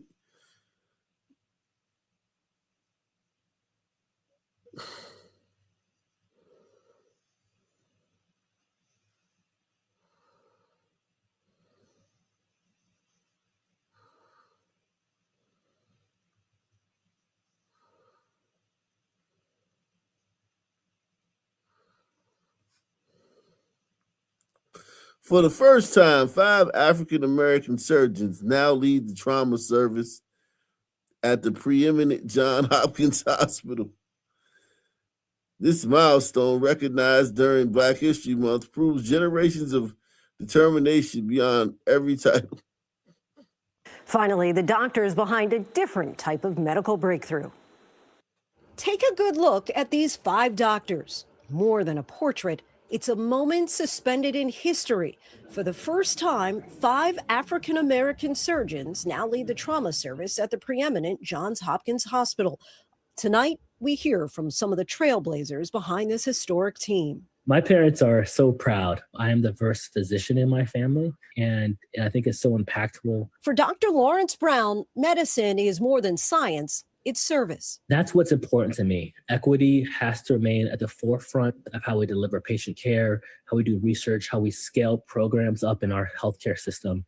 Dr. Zachary Numa is the result of service that was modeled and purpose that was inherited. Growing up in Columbus, Georgia in the 1990s, I watched my parents, my mom, a family medicine doc, my dad, a general surgeon, show up to serve patients every day. For Dr. Ife Shiombo, history isn't just remembered here, it's carried forward. The best part is that I get to save lives and have an impact every single day. To anyone who's watching, realize that your dream and capacity can only be limited by you. And if you can think it, see it, then you can absolutely reach it. History making. I'm Lindsay Davis. Good night. Okay.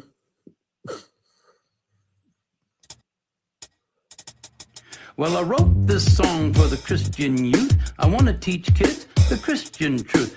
If you want to reach those kids on the street, then you got to do a rap to a hip-hop beat. So I gave my sermon an urban kick. My rhymes are fly, my beats are sick. My crew is big and it keeps getting bigger. That's 'cause Jesus Christ is my nigga. Woo!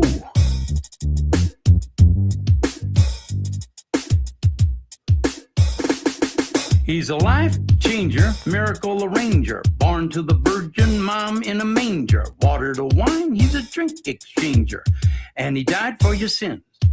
I preach the word, that's my gig, and I rhyme better than Notorious Big. All the other MCs, I wish them well, but if you live in sin, you burn in hell.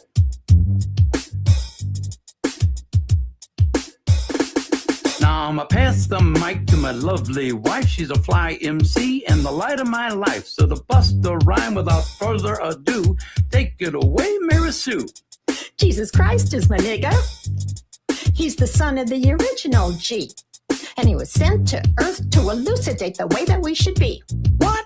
Like if another MC says you're a freak, you're a lame butt rapper and your rhymes are weak. I don't get mad and I don't critique. I forgive him and turn the other cheek. I don't blaspheme and I don't brag. I don't cuss and my pants don't sag. I do exude a little Christian swag and I'm proud to be an American. Jesus Christ is a nigga. Let his light shine through ya. Let his love pop a cap in your butt and say hallelujah. Jesus Christ is a nigga. He's a homie MC, JC, you see. He's an honest, caring, peace-loving nigga like me. If you do drugs and you think you're cool, you need to come to Sunday school. Put those drugs in a garbage can. Stand up tall, you're a Christian man. Word up. I'm freestyling. Hit me.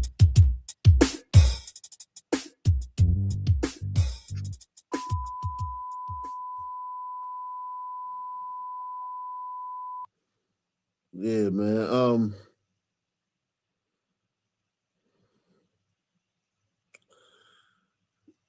Oh wow. This man lured cops with a fake 911 call, then ambushed them. Arguing? Yes. You called about that? Yes. Okay. So,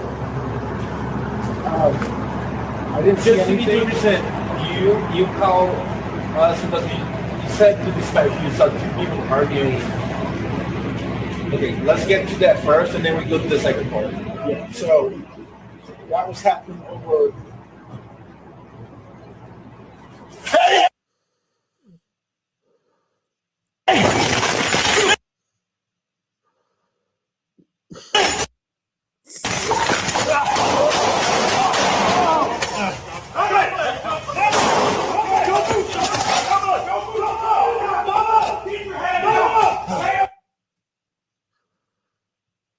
Damn. They didn't see that shit coming. He was acting weird, man. He wouldn't take his hands out of his pocket. I would have been like, yeah, man, you got to get the fuck on. Let my car keep. Try to put a false case on me. You know what I'm saying? Are you the one that called about the DV that happened right now? A TV? DV. Are people arguing? Yes. What's your name, Jude? Yes. Okay. So, I didn't Just to me to understand, you call us because you said to dispatch you saw two people arguing. Okay, let's get to that first, and then we go to the second part. Yeah. So that was happening over.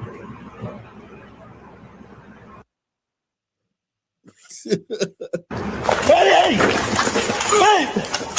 Damn. Shot fire! Shot fire! Shot fire! Don't move! Stop!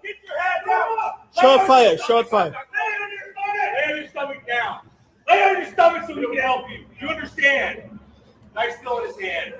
Lay on your stomach, let go of the knife. Drop it. Drop the knife. Lay on your stomach so we can help you. White society, they still want to help them and shit. White people interested, man.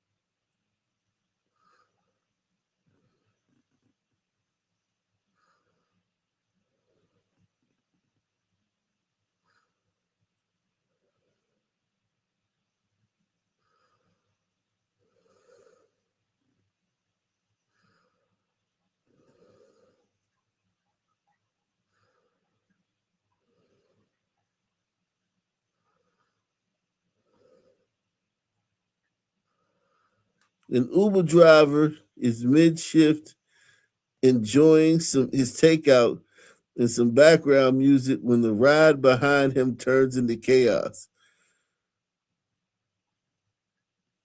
Oh,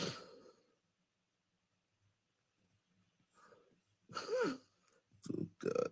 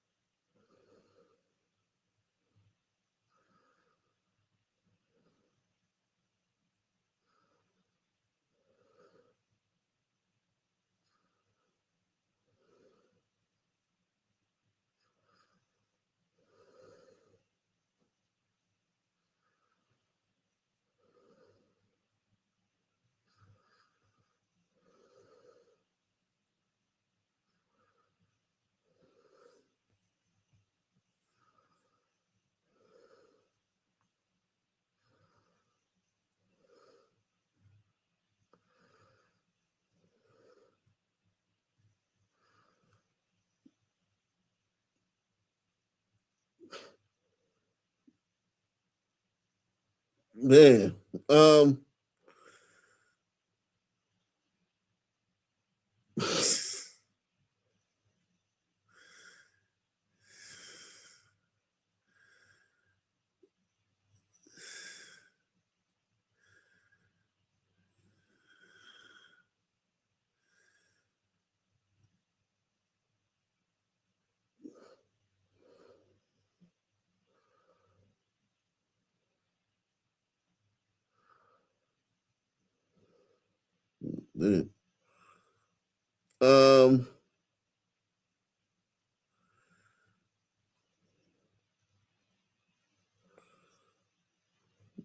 Let me see.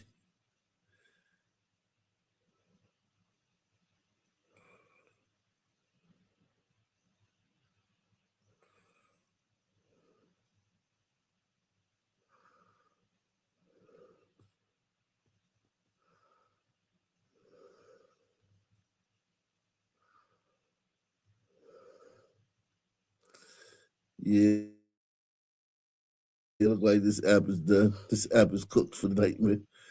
This app is cooked. That app is cooked. That app is cooked tonight.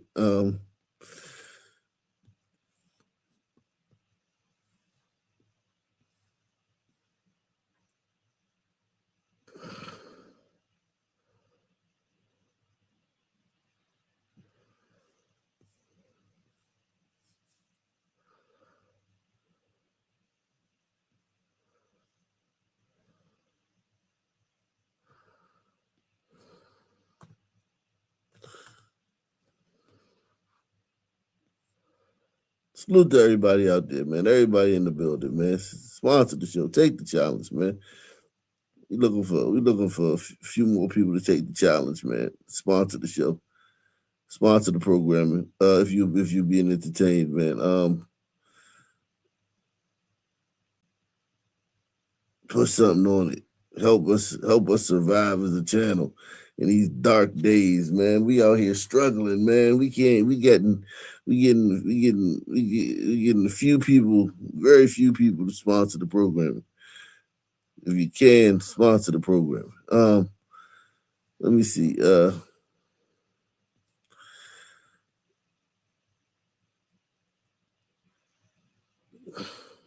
we do that earlier? Did we do the mass shooting in I think that was that one. Okay, yeah, that was we did do that. Okay.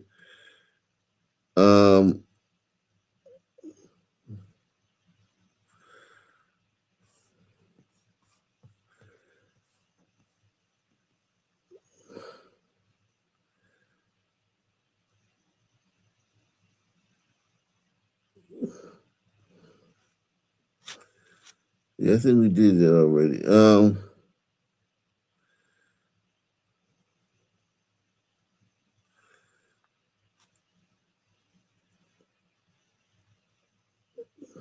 Jeez.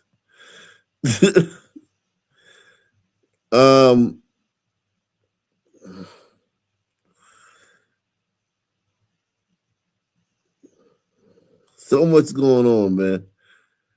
So much going on in these little Negro municipalities, man.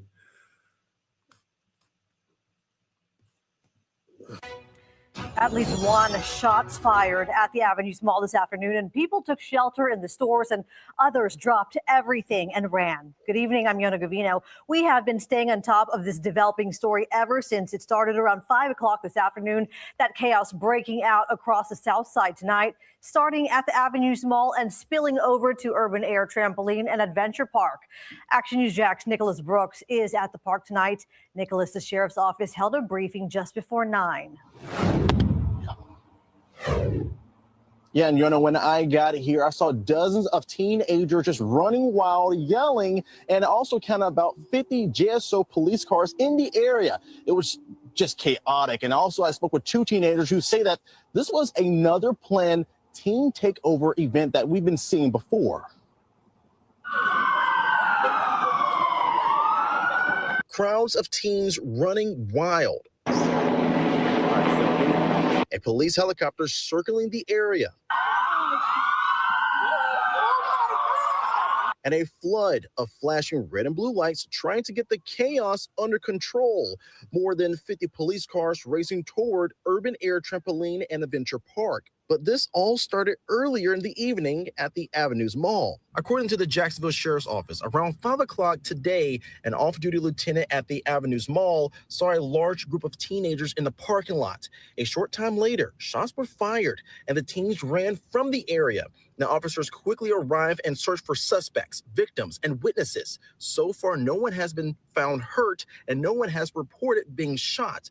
Police did find this car that was hit by gunfire, but no one was inside. But just moments later, this. So right now we just saw about 4 to 5 JSO cars are flying away from the mall. Authorities shifting resources as large groups of teens moved locations. With the parents' permission, we spoke with 2 teenagers who say this wasn't random, it was organized. This been planned for like a whole month now. Like they went to plan it and They all do that. this every time. Like every time, downtown, everywhere. How did it happen? What do you guys saw? So basically, I guess there was like everybody was just trying to get in at once, and like the workers were not about to let that happen. And so they're like getting people out, and that's when the police get called. The teens say the event was promoted online. So what is like a flyer or a group? Yeah, it was a flyer. They described a night that quickly spiraled. Shootings, Kids getting fights. ran over by police cars. You guys are teens, by the way, and are you guys saying that you don't want this anymore? You don't want this? No, this is ridiculous. This is not Jacksonville. Tonight's chaos Why the fuck are you down there? echoes similar teen takeover incidents that have happened in Jacksonville before. Large groups gather in downtown, at shopping centers, and beachfronts areas, forcing heavy police resources and raising concerns about parents and city leaders about safety and social media-driven meetups. For shoppers watching it happen, the scene was unsettling. I hope everybody is safe, nobody's hurt. I'm not gonna lie, I'm really am surprised that this is happening. I've never seen something like this before. Now, police say that this is still an ongoing investigation, and they're working to find out what led up to the shooting, and they say they have a person of interest in custody right now. And again, those two teenagers that I spoke with say that this is part of a planned teen takeover event. For the coverage you can count on. Reporting live in Jacksonville, I'm Nicholas Brooks, Action News Jax.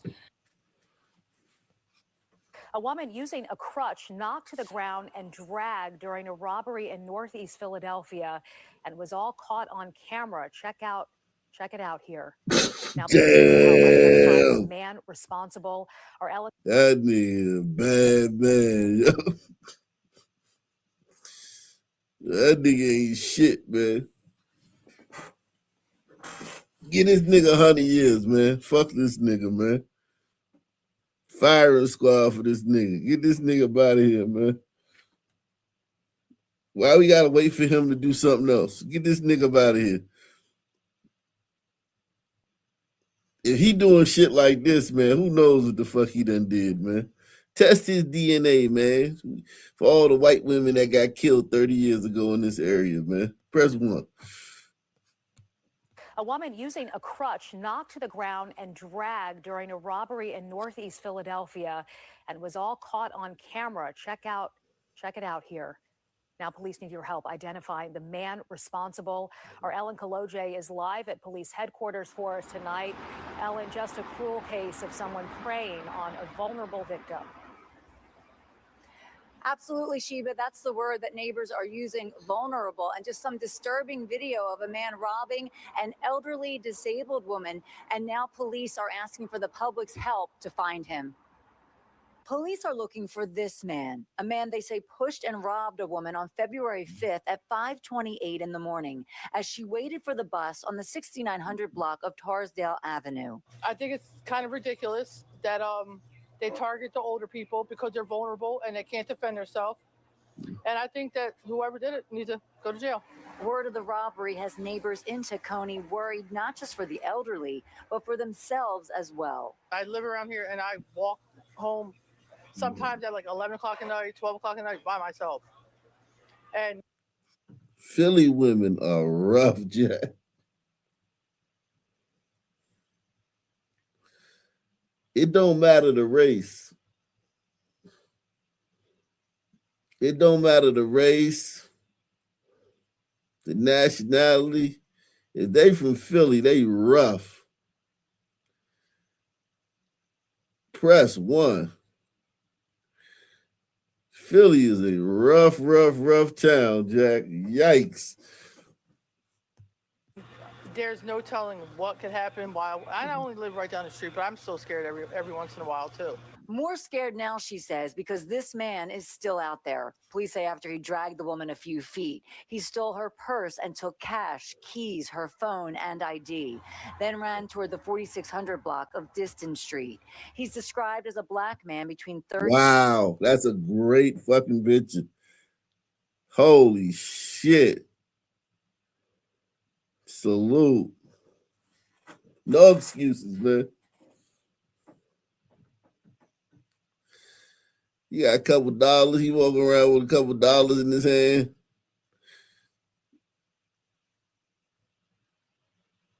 He feeling good about himself. He can buy.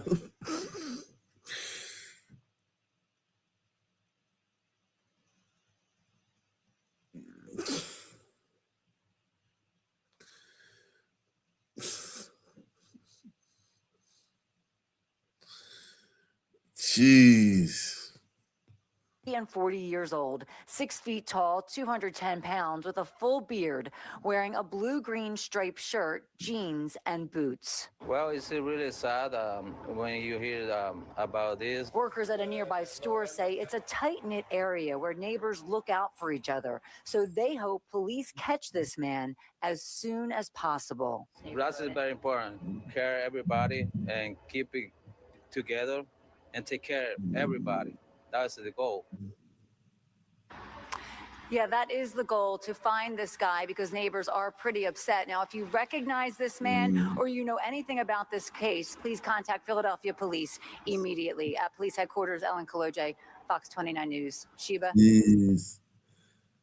Jeez.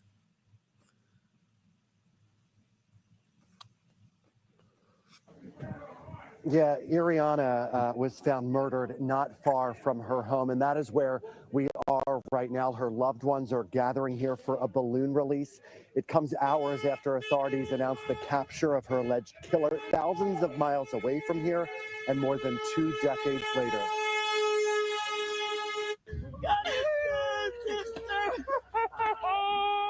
Liza Swain de Jesus is overcome with emotion as she returns to the scene of her daughter's murder at 6th and Pike in Fair Hill.